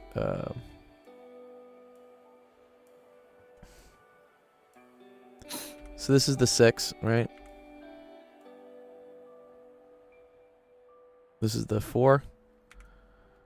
And then this is the force equals 20 newtons, right? Okay. So, yeah, and Ace has a good idea. You can make another diagram and just call it like the total forces on the system. Okay. So if we look at like this is like the system. This is equal to 10 with just 20 newtons pushing to the right. So 20 is equal to 10 times A. So A is equal to 2. All right. So that means this is equal to 2. this is also equal to 2 because they move together. Okay. All right. Now if we look at this, and this is 6, I have 20 newtons pushing this way. And so let's call this A and let's call this B. And then I have F, B on A. Technically, right, there's also normal and gravity, but these are equal to each other because it's not moving up and down and there's no friction or whatnot. Yeah, okay. Good. F and yes, good. Yeah, Ace is totally right. They do cancel. Okay. This is 4. This thing does not feel the 20, but it does feel what we call is FA on B. Right. So this is the important thing to note here, is that this 20 newtons only acts on this. And then through some reaction forces or contact forces between these two, this will feel a portion of it. Okay? But it doesn't feel the full 20. Okay. Don't you draw the hyphen lines to indicate it? What are the hyphen lines? Hyphen lines? Are these hyphen lines? Oh, or do you do this? Is this what you guys do? Ace? You say that to be their equal? I mean, that's technically... That's a math concept, not really a physics thing. Okay. So for this one, right? 20 minus FBA is equal to 6 times 2, right? This is just F equals MA. Okay. Oh, okay. Right? So Yeah. then I get, 20 minus 12, which is equal to 8, is equal to FBA. Okay. And then the important thing here is that FBA equals FAB. Whatever the force is that A feels from B is the same force that B feels from A. Oh, okay. That's the important of like the pairs of reaction forces. And this will get more complicated about when we start doing this. When this shit starts happening, yeah. You have to start doing a bunch of these pairs. Oh. It's coming up I'm next. in like a stupid physics class, so like hopefully not. No, it'll come up. It'll come up next. I guarantee it does. You're not in a stupid physics class. What the fuck is that? Yeah, that's when like you have multiple boxes on top of each other and you're just pushing the bottom box. It's actually a cool like real life thing. You ever done this in real life? You know, you're like pushing packages and you're pushing the bottom one and you're like you hope the top two move with it as well. It has to do with friction and stuff. Doesn't it do it when it's like slower though? That has to do with like acceleration. Yeah, you're correct. But then if you like kick it, yeah, if you kick it, then it just like just flies out underneath it, right? Yeah. But yes. Okay.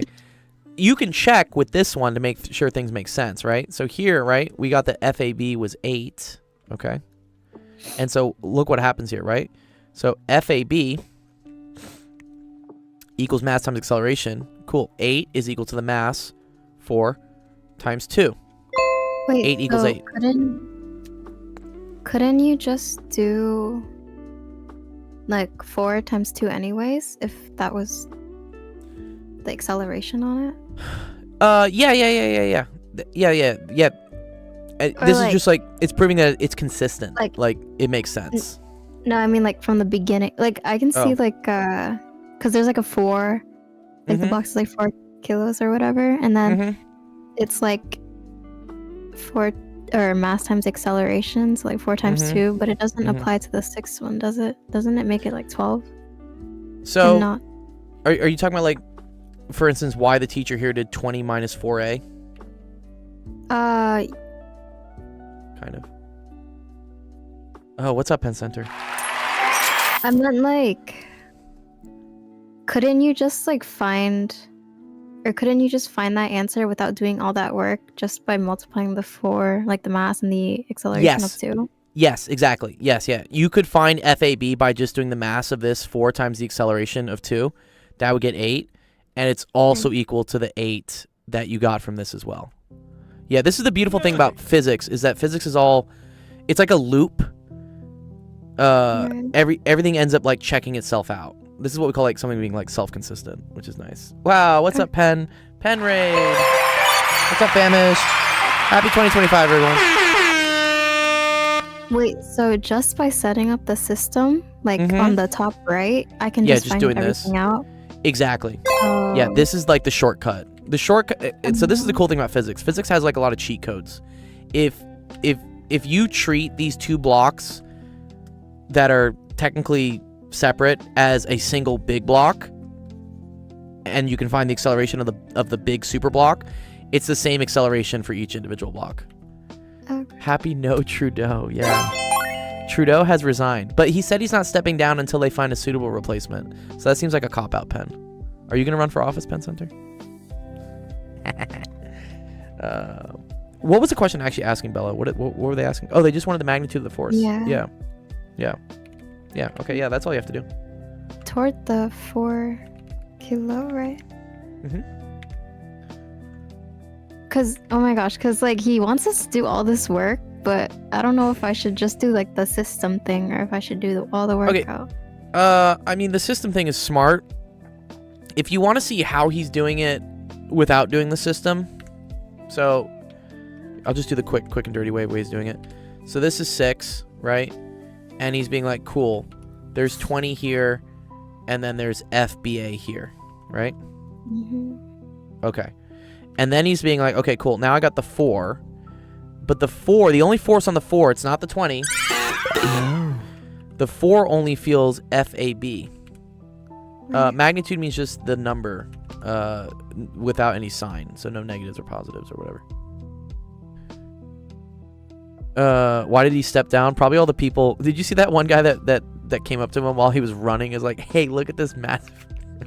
I was like, god damn. It's pretty savage. Okay, so this is how we would set this up, right? And then what you notice, okay, right here, is that FAB here, right, is equal to 4 times A. You see how that's mass times acceleration? Yeah. Okay. And then here, 20 minus FBA is equal to 6A, right? Mass times acceleration. All right? Yeah. Now the connection he's making is that FBA equals FAB. So now this can get plugged into here. Oh, okay. Yeah. Oh, okay. That's how he's doing it. That's how you do it without the cute little system trick. Okay. But that seems like I like the confusing. system one better. Yeah, the system trick, yeah. We like the system trick. Yeah, nice. Okay, cool. That one's good. Yeah, which other one? Screenshot. Oh yeah, no, I'll send this to you. You're good. Let me save this. What's up, Seth? Good to see you, dude. We have gone back to our primitive nature, away from our maple syrup moose connected selves. Yeah, I think immigration is a huge thing people are yelling about in Canada. I know that. I don't know. From what I just see, the grumblings on the internet.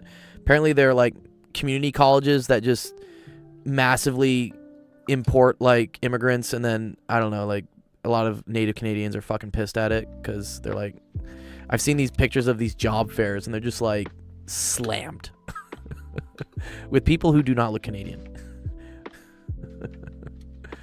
Let's see. Look at this. This is Bella, right? Dennis, what's up? Happy New Year's. Yeah, they import and let students take like 2 years in basket weaving and give them a degree. Yeah, that's a problem. That's a problem. Wait. Why is this picture so big? Sorry, what?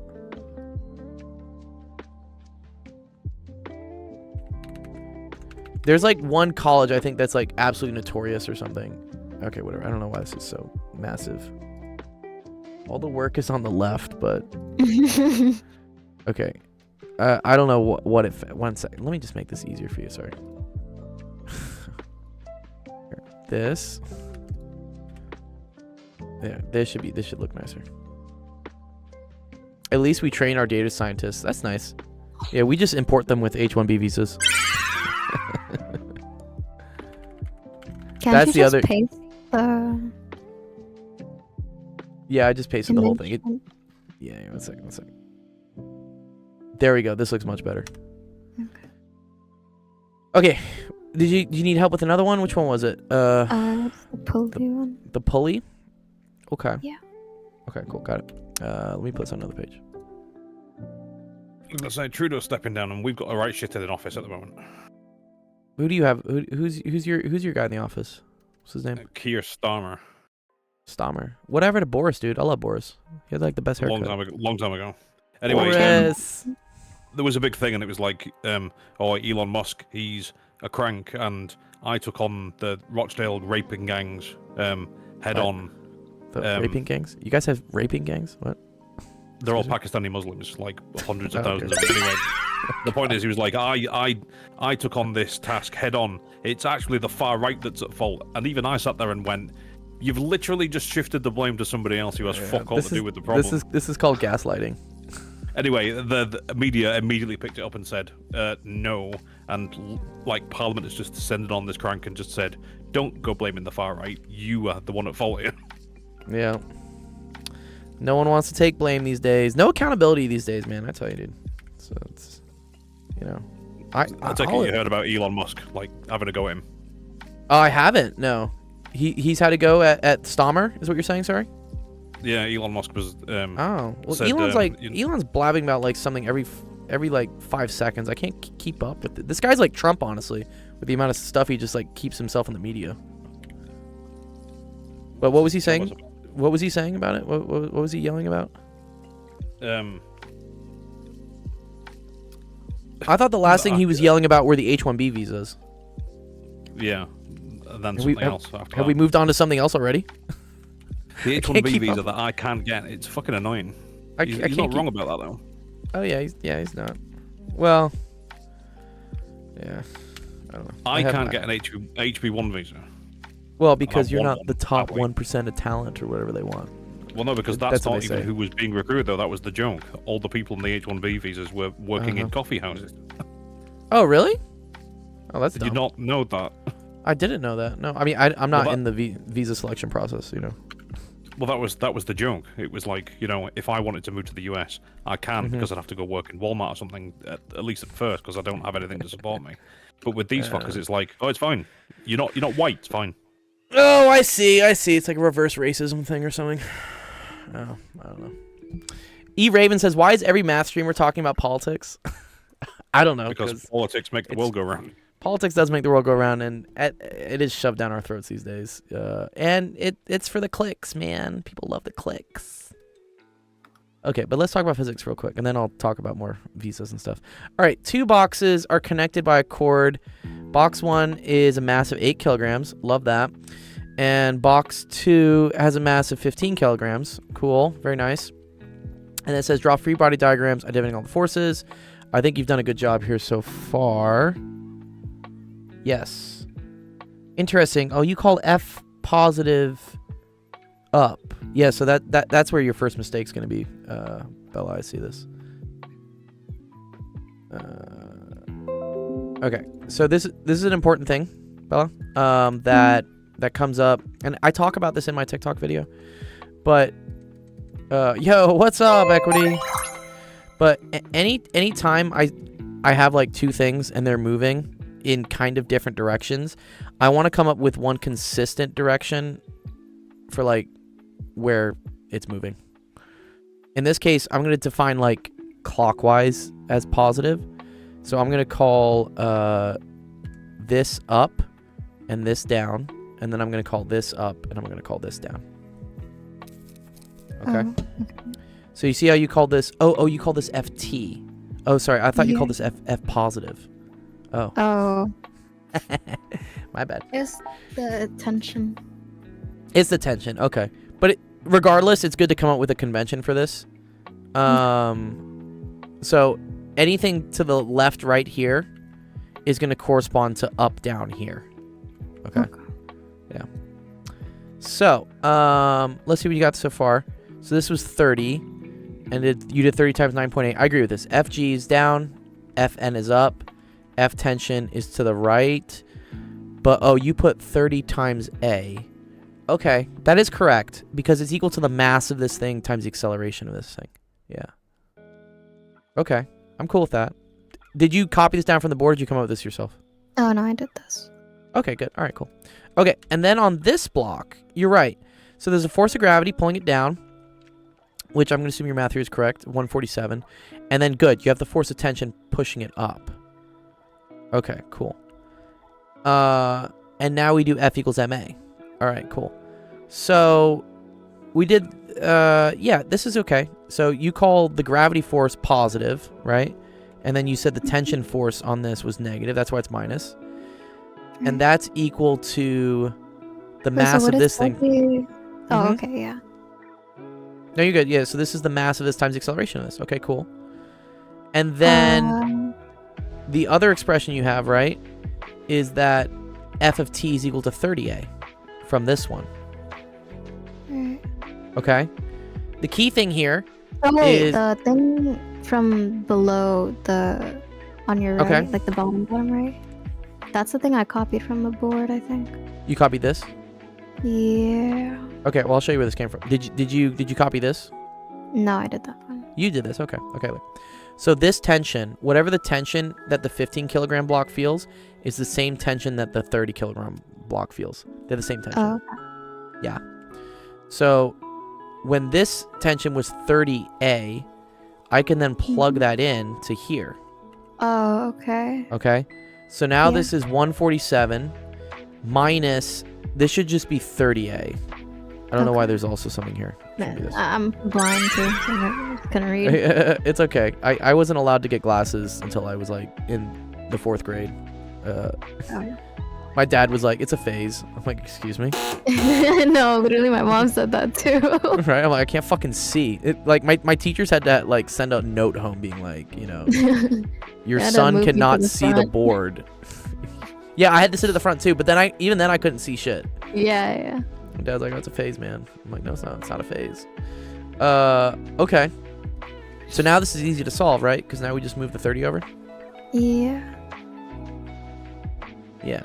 And then just divide by 45.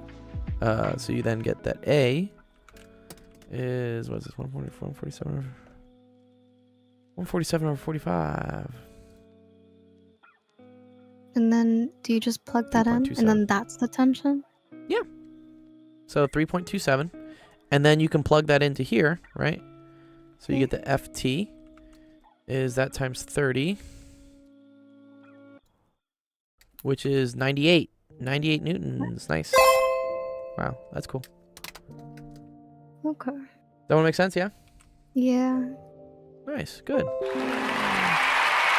I'll send you a screenshot of this too.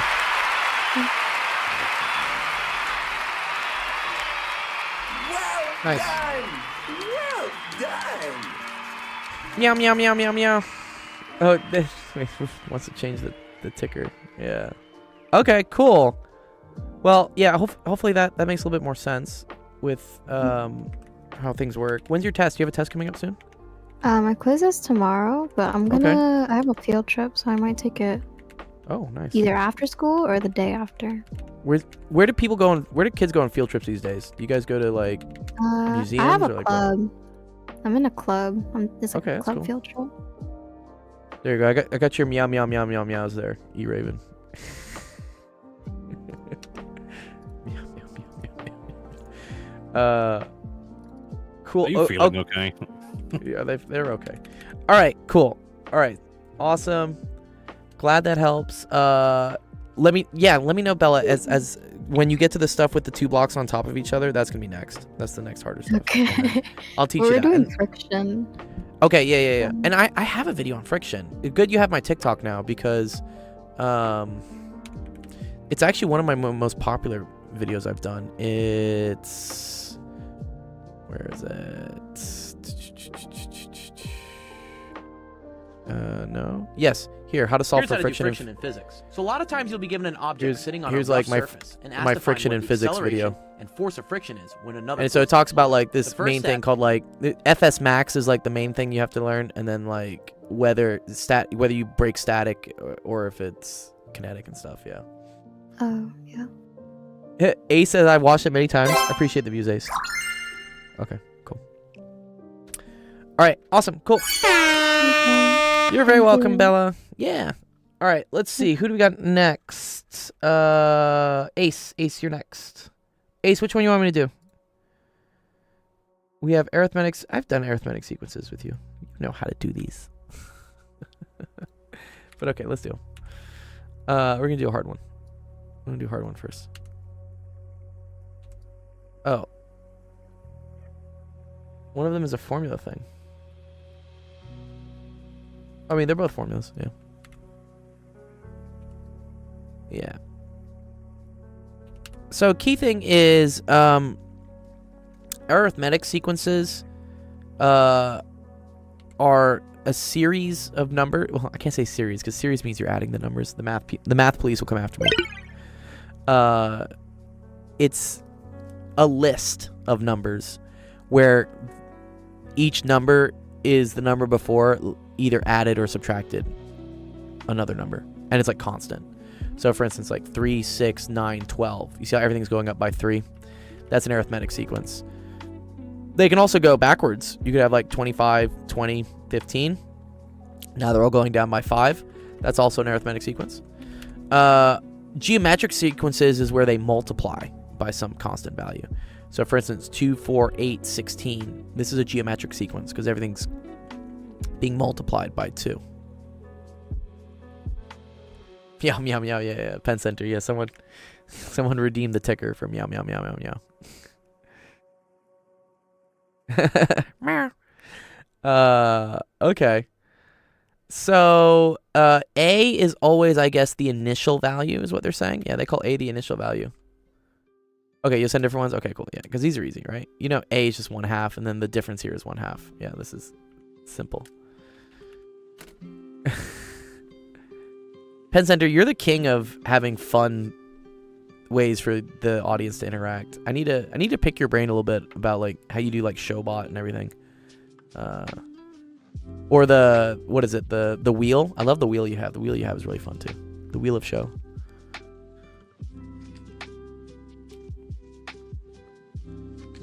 Cool. Okay, these ones. I just enjoy abusing Showbot. You can have Showbot say like whatever. And Showbot is like quite snarky, honestly. It's fun though. Yeah. Like, that's a stupid question. Here's what you really meant to say. Yeah. Yeah, of course. Yeah, if you're finding us from YouTube or outside of Twitch, and you want to know some other really cool Twitch streamers, there they are. Those are their handles. I might have to update this list. We need to bully Danny Highway into streaming again. That's really what we need to do. Yeah, not seen him in an age. I miss Danny. Yeah, he's gotten kind of nihilistic with it, I think. Yo, what's up? Skeeg, that's a cool name. Some of the other names on this list I'm not going to say anything about at all. I'm just... Oh, yes, they're all our friends. They're all nice people.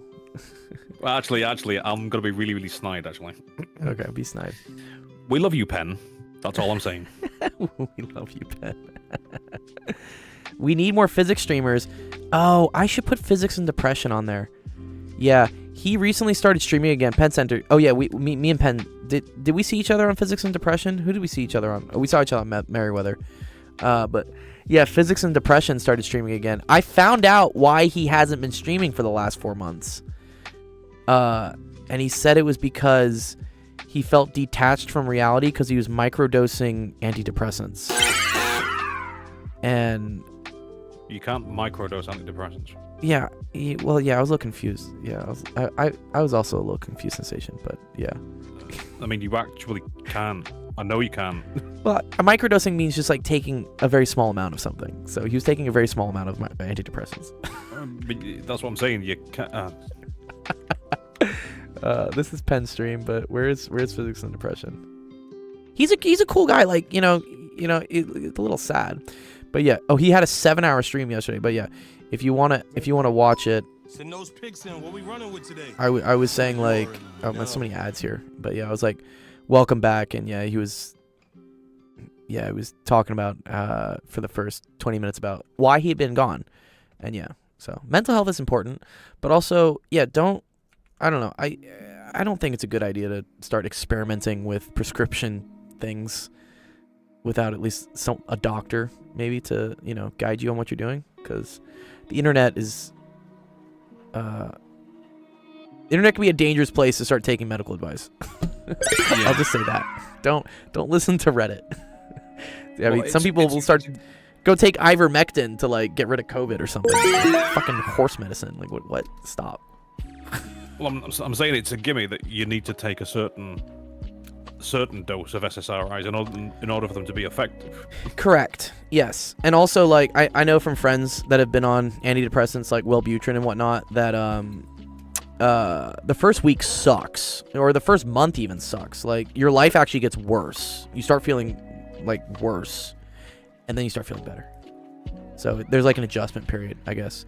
And now these people have been on Wellbutrin for years, and they say they've never been happier. I'm like, cool, good for you, man. Like, you found something that works.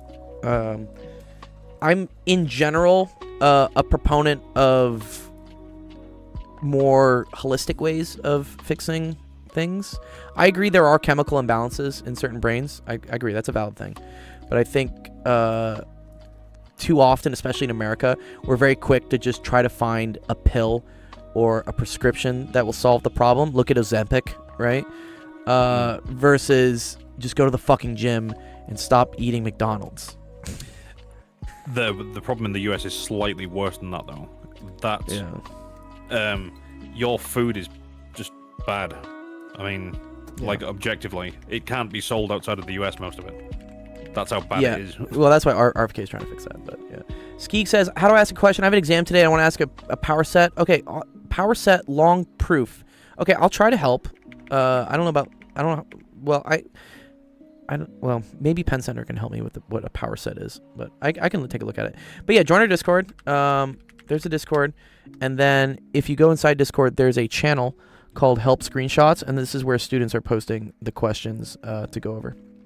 And if you post one, you'll probably be pretty soon, because I'm just doing ACE and then Equity, and then you're probably up next.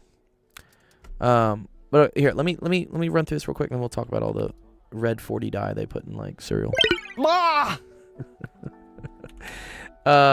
Anyways, okay. The number of terms in each determine the number of terms. Oh, this is cool. Oh, very cool. So they're basically asking like how many are in between here. Okay. So what I like to do, this is actually a good way to say this, is that the value of some function, let's say like for instance f, the nth term,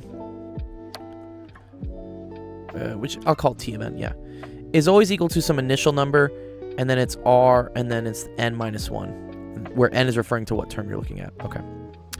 This is always considered the first term.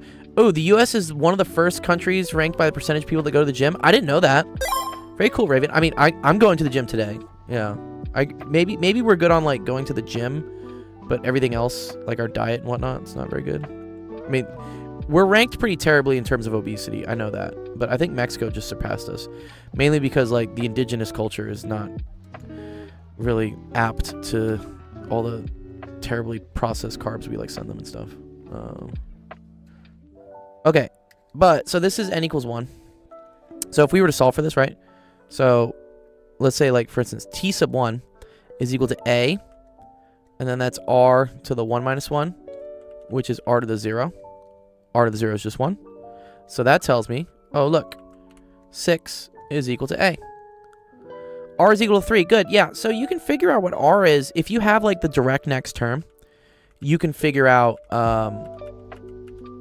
what the multiplier is. That's R, it's just common ratio, which is 3.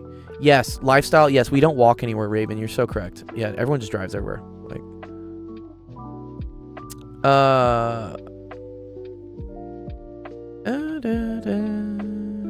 all right, let's see how that works, Ace. So let's say, for instance, they didn't give you this term. Okay, let's say they only gave you the first one and the third one, okay? Because this will happen. They won't give you them in a row. They'll just give you like the first term and the third term. Then what you have to do is this. So you have to be, okay, cool. So t sub 1 is equal to a, r to the 0. And then t sub 3 is equal to a, r to the 3 minus 1, which is r squared. Okay. And then if you know what these are, right? You know this is 6 is equal to a, r to the 0. and then T3 is 54, is equal to A R squared, you can divide this one by this one. So, or you could do it this way. Here, you could just put a division sign under it. And now you get 6 over 54, which is 1 over 9, is equal to A's cancel. And then R to the 0 over R to the 2 is R to the 0 minus 2, which is R to the negative 2, which is the same thing as 1 over R squared. And now it's pretty easy to see, right? Okay, R squared equals 9, R equals 3. Please slow down. Yeah, okay. Yeah, sorry. So if you have the first term and the third term, just write out what they are in terms of the formula. I'm lost after R squared. Okay. So here. Okay. Then what I'm doing is I'm plugging in. So I know T1, the first term, that's 6. And is equal to A R to the 0. The third term, I know is 54.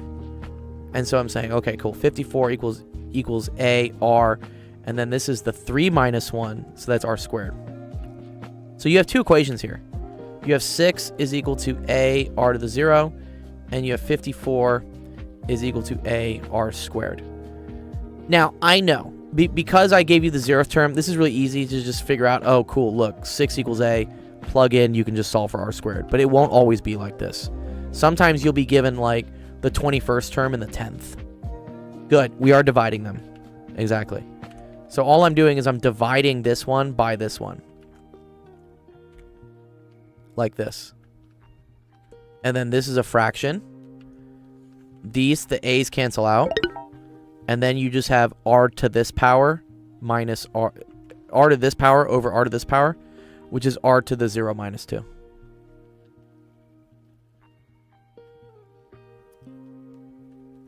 Again, this is kind of a simple example because we gave you the 0th term, but sometimes they won't give you. Sometimes they'll give you just the 5th term and the 9th term. And you have to, like, figure this out. But yeah, does that make sense, Ace? Because if I divide these, right, 6 over 54, that's 1 over 9. And if I divide these,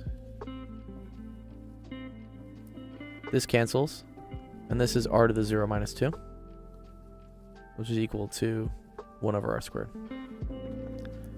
So now this part equals this part. Oh, you don't have the x? Oh, that's fine, dude. Okay, watch. Okay. If I have x to the a over x to the b, that's x to the a minus b. This is a very important thing to know in math.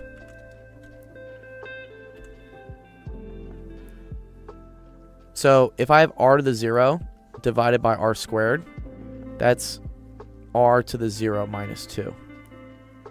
Right, which is r to the negative 2, which you know is 1 over r squared. So then 1 over r squared equals 1 over 9. And you just get r equals 3. Okay, cool. All right. So, determine the number of terms. Okay, so let's do it between this one and this one. Like, you could just do this real quick here, right? Okay, good, look. So, I know that t to the n, which is equal to 4374, is equal to a r to the n minus 1. And I already know what a is. I know a is 6. I know the common difference. I know r was equal to 3. Okay. So now I just need to solve this. Okay. This is where logarithms can actually come in handy if you want. Okay. So I'm going to divide both sides by 6. Okay. And let's see what we get when we do that.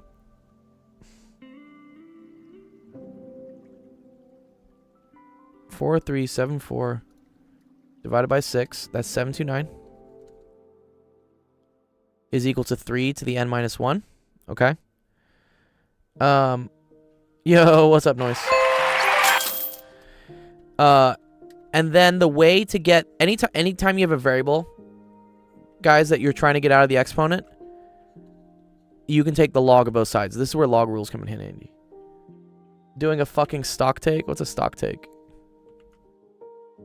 Or you could do common base, yeah, but I don't know what like 3 to the whatever is. So watch, I'm just gonna do this. I'm gonna say log of this, okay?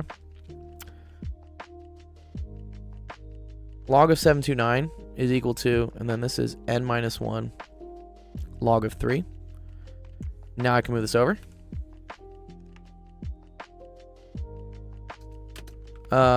And you can use calculator. You could guess and check for just like powers of 3 that this goes to.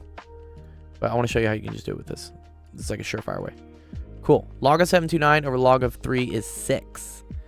6 equals n minus 1. So that means n is equal to 7. Yeah. Does that make sense?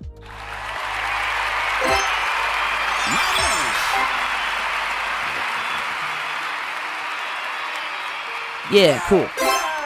Good job. Yeah, common base is cool. I just don't know what 729 is. I'm sure it's like to the something.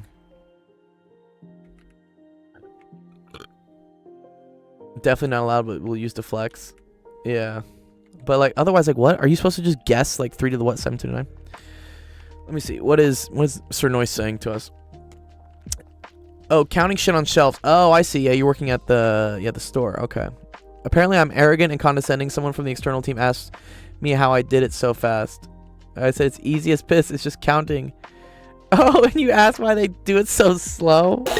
Nice. Oh, he's choosing violence, dude. Ooh, you're a supervisor. Wow. Oh, grouchy. Oh, yeah. Yes, I know. I feel that. Nice. I feel that noise. Well, it's a new year. New you. Time to ungrouch ourselves. The teacher said they'll give easy to use numbers. Yeah, they kind of have to on this one. Yeah. Yeah. Using 4,374, that's like a no-no. No. Yeah, that's too big. Even here, this one is weird. Like, what's the common ratio here, for instance? Yeah, noise. Yeah. Retail sucks, man. This is why we get an education, and then you don't have to work at shitty retail jobs and get yelled at and, yeah, asked why you can't count things quick enough. Okay, so this one, look, 3 going to 3 square root of 3. The common ratio there is square root of 3. Everything's getting multiplied by the square root of 3. So, for instance, 3 root 3 times root 3. When these things two multiply, that becomes 3. And then 3 times 3 is equal to 9. That's why this turns into 9. That's kind of a tricky one. What about this one right here? This is a cool one.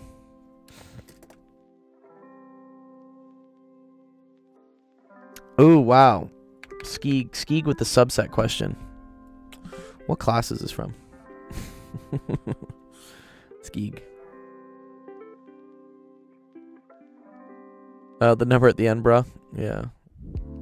Oh, 1,777. Yeah, sorry. This is actually a whole number is what this is. Yeah. Yeah. They should put a comma there. Here, right, common ratio is -1/2. It just keeps dropping by a factor 1/2, right? 16 times -1/2 is -8. -8 times -1/2 is +4. You have to recognize that it's alternating with the negatives as well. Yeah.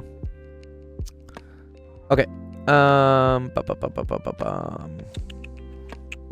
What's up, Mark? How's it going, dude?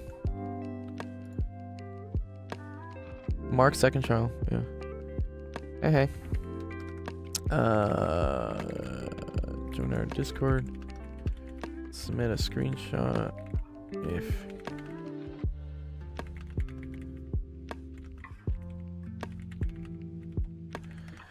can geometric not be division? So division is just multiplying by a fraction.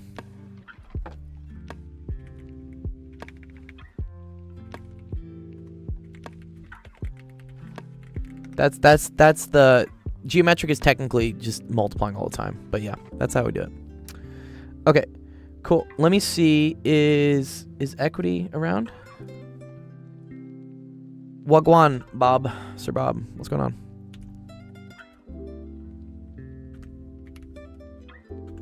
Bob Ross's.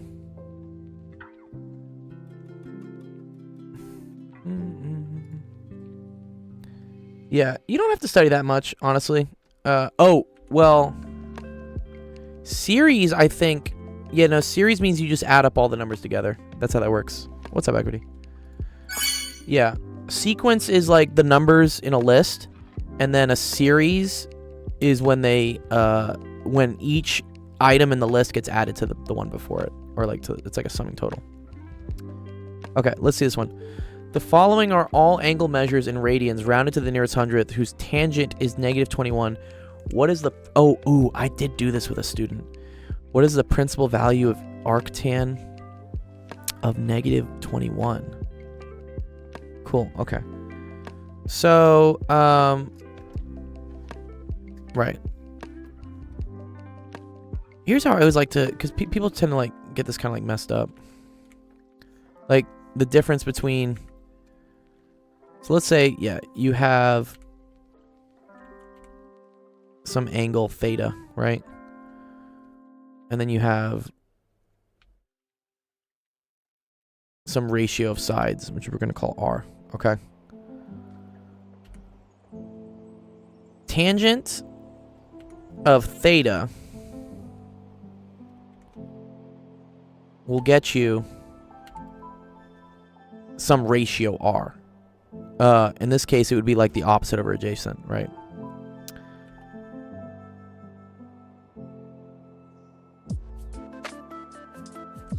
Whereas, if you take the inverse tangent, which looks like 1 over tangent, it's not. It's just a math thing they do. Of R, this will end up getting you... Actually, I like to do it backwards this way. Let's do it this way. If you take the inverse tangent of R, of the ratio, you end up getting back the angle theta. It's above 90. So it's actually not. I'm gonna explain this in a second. Okay. Here's the issue with that. Okay. So in order for something to be a function, okay, I need a single input into the function to give me only one value as the output. This is why, for instance, this is not a function. Because if I were to put in a value for x, let's say this, it could be this or it could be this. No. That's not allowed. You can't have ambiguity of like putting an x in and like not knowing which one it is. Now, it is totally okay to put in 2 different values of x and get the same value of y. That's what happens here, for instance. Here, if I put in like, let's say positive x, or if I put in negative x, I get the same y.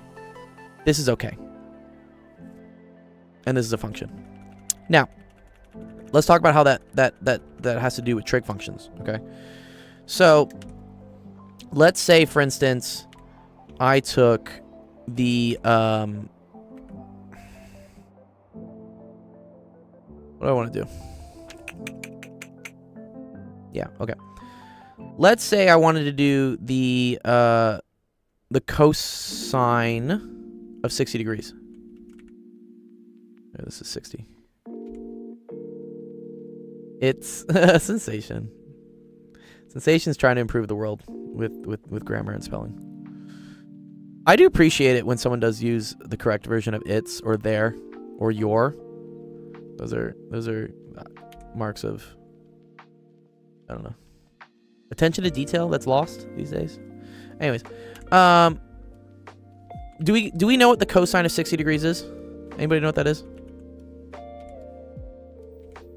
Off the top of their head? It's a good one. It's a good one to know. Same thing as pi over 3.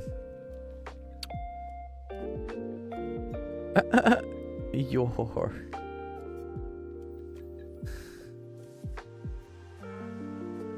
This is equal to 1/2. Okay. All right. Because what happens is in our mystery land of triangles, okay,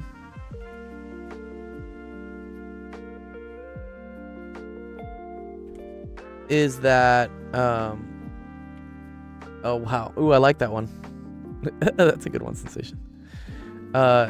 this is square root of 3 over 2. This is 1/2, and this is 1. And cosine, let's remember, right, is the adjacent over the hypotenuse, okay? Now, it turns out, right, that the cosine of negative 60 degrees is also 1/2. Because in this triangle, right, the adjacent is still 1/2, the hypotenuse is still 1. Yeah. So here lies a little bit of a dilemma, okay? So look, if I put the cosine of 60 degrees, I get 1/2. If I put the cosine of negative 60, I also get 1/2. Now, what happens if I take the inverse cosine of 1/2? So remember, inverse trig functions look at the ratio and then try to give you back the angle, right? Whereas regular trig functions look at the angle and give you the ratio. Here I'm saying, okay, which angle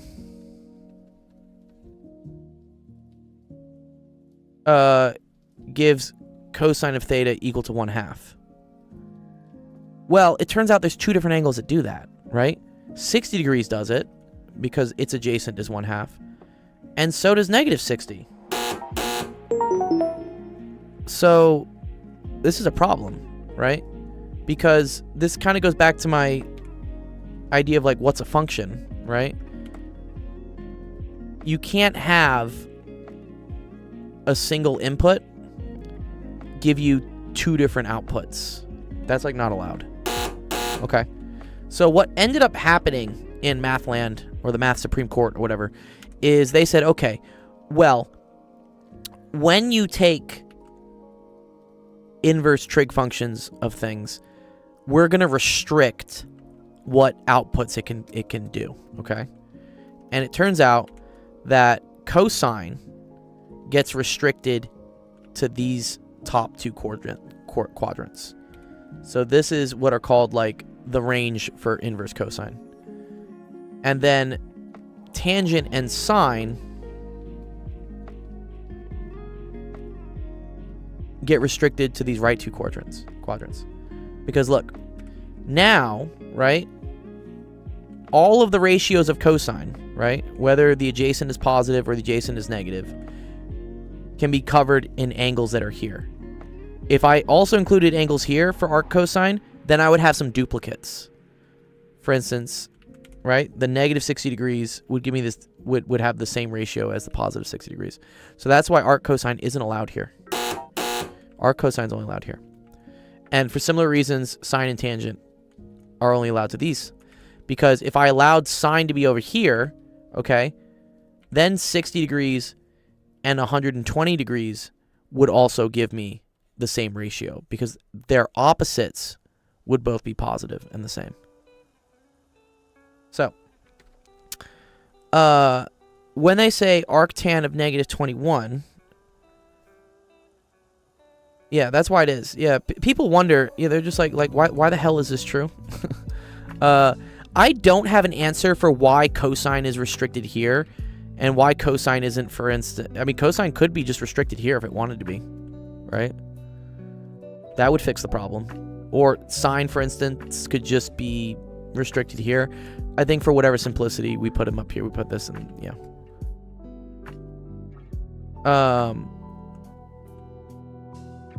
But okay.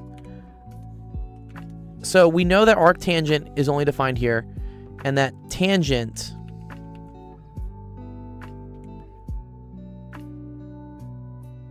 is equal to the opposite over the adjacent. Okay.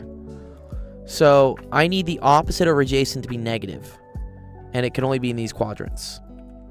If you remember from like what all students take calculus, these are the ones that are positive, right? Everything's positive here, sine's positive here, tangent's positive here, cosine's positive here.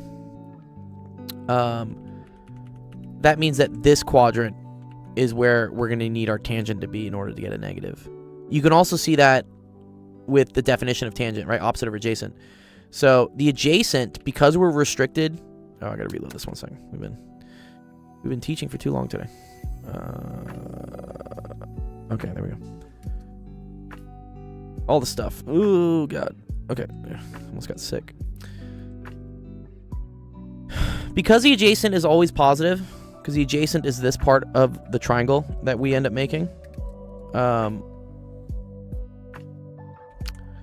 That means that in order for this to be negative, I have to be down here. So we're going to be down here somewhere. And more so, right? I need my opposite to be 21, which in this case is really negative 21. And the adjacent here could just be 1. Whatever. Okay? So, the angle we're looking for is going to be whatever this angle is. Okay? Which, I don't know how to do this without a calculator. I'm pretty sure you need a calculator. And also, this is in radian mode.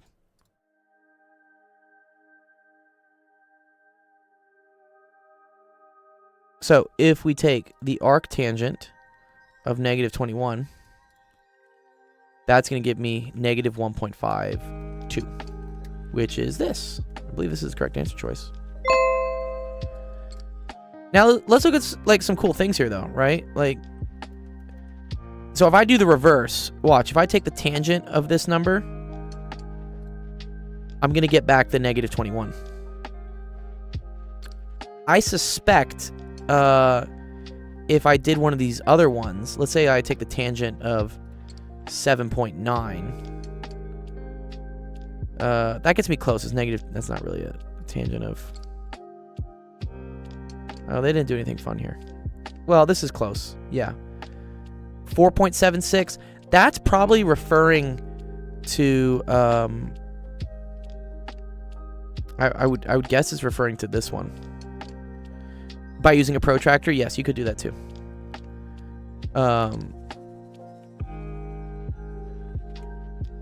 Yeah, you could draw this out to scale and then figure it out. But this one, for instance, probably still has, right? This opposite could be 21, and this adjacent could be negative 1. This isn't drawn to scale. But this is not allowed, because arctangent is only defined in these two quadrants. So even though this triangle, this angle in this triangle, gives you the same ratio when you take the tangent of it, it's not valid for arctan. Yeah. Here's a question. Yeah. What's up? Why is the opposite of a protractor a contractor? Is this a joke? No, just. Wait, is there really? Is it a contractor is a person? No, is that not how that works? Never mind it. Why is the pros and cons? Oh, I see where this is going. Well, because they are the word pro and con. They are suffix prefixes, and so they are the opposites. word tractor exists on its own. So protractor is still a portmanteau, isn't it? Or am I full of shit? Fuck my video. No, you're not full of shit. You want to do it like protractor versus contractor?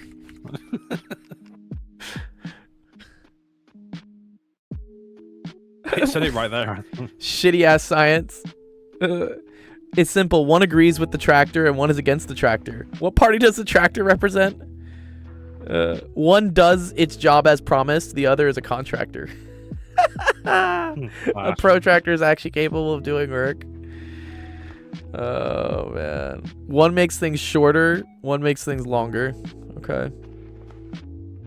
I see. To protract and contract. Yeah.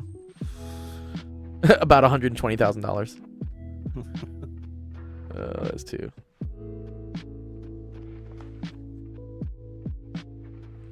That's pretty good. Oh, what about the attractor? Something that's against tracting.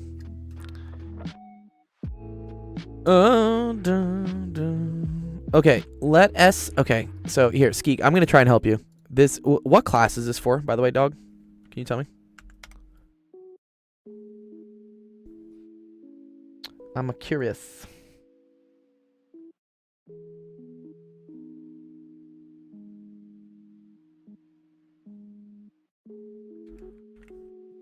His name's not Skeeg. Say his real name. Well, I don't speak Mandarin. It's like the great attractivity. Even I can't read that. Okay, let me like take a stab at this. I might not get very far because this is upper level math that I don't really study. Let the set S have k elements. Give a direct proof of the assertion that the number of elements of the power set of S is 2 to the k. That is, divides an explicit scheme for counting subsets. Man, this is where like math starts like again looking like Mandarin to me at some point. Yeah, what? Oh man. Okay, let's see what ChatGPT says. I'm kind of curious.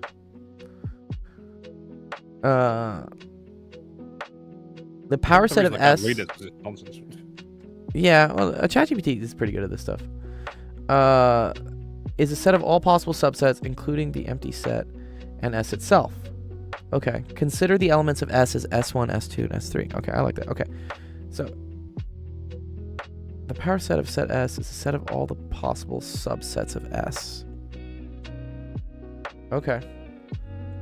So S is like composed. Or sorry, let's use it here. Here we go.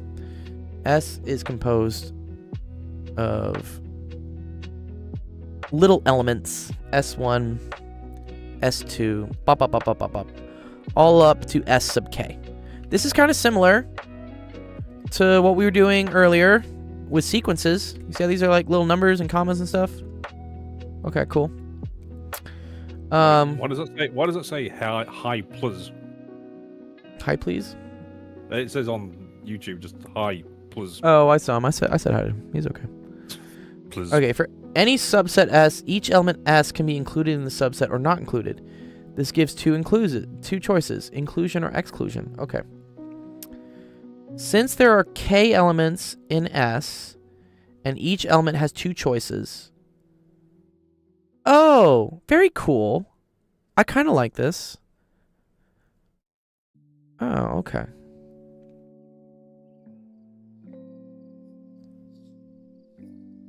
Right, okay. So a subset, yeah. So let's say, so a subset of S refers to, okay, yeah, this is very, okay. See, this stuff kind of makes like logical sense to me after I see it explained, but math just loves to use all these fancy words for things. So basically, a subset of S, ski, could be like this. I could just say like, hey, I'm going to take this and this, right? These two things are going to be in my subset. Let's say, for instance, I have subset S. I don't know how you write this in math language, but like, let's say like subset sigma, right? And that's composed of S2 and S4. Do we agree that that's a subset of S, right? Okay. They want to know what's the total number of subsets you can make of S. And this kind of comes down to probability, right? Because every element I go to has a choice, right? It's like the red pill or the blue pill. It can either be a part of my subset or it cannot. So really, yeah, what you have is like 2 times 2. These are the number of possibilities of is this called permutations? I think it is. Right. So anyways, 2 times 2 times 2, because everything can either be like in or it can be out. And so what you end up getting is 2 to the k unique subsets.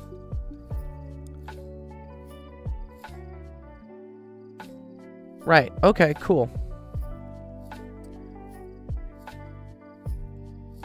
So it comes down to the key yeah, take or no take. Yeah, exactly. So it comes down to the key definition here that a power set is the set of all possible subsets.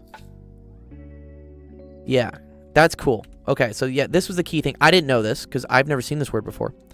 So a power set is all possible subsets. So again, I don't know if this is good enough for what's called like a direct proof, because I don't know what the one in the text is. But I would make the, I mean, this is just a probability argument at this point, which is that the total number of unique subsets is 2 to the k. Is that okay? Are you is that fine? Is that kosher, like, or whatever? Is that math friendly? this Yes, a set of binary strings. I agree. Yeah, I agree. Yeah, Zach, you're so right. Yeah, it's a bunch of ones and zeros, right? It's like 1 0 0 1 1 0 blah blah blah blah blah. Okay. It's a good proof? Okay, cool. Nice. Glad. What class was that for, Skeeg? I learned something today. I love learning. Learning's great.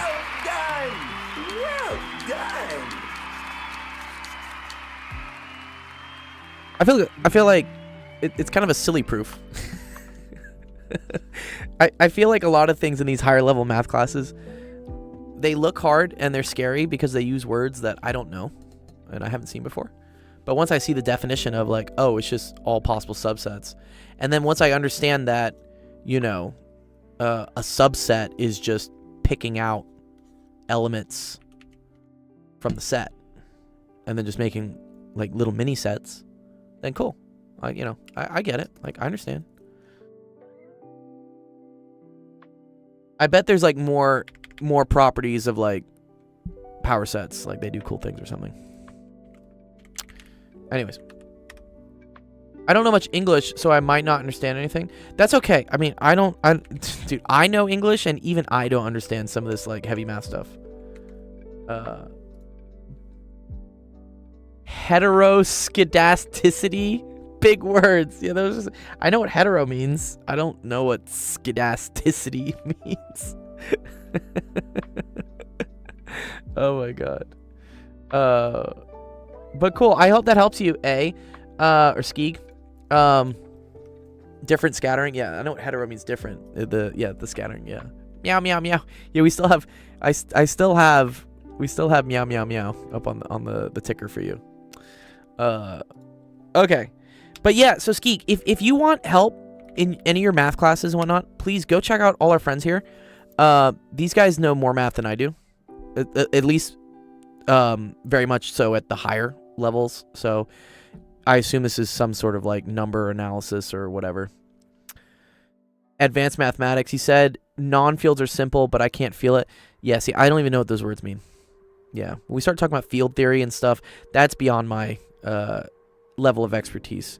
But I appreciate going through these questions and learning them at the same level as you are, because I learned something as well. Yeah, so much cool. Yeah. So those are all our streamer friends. Go check them out.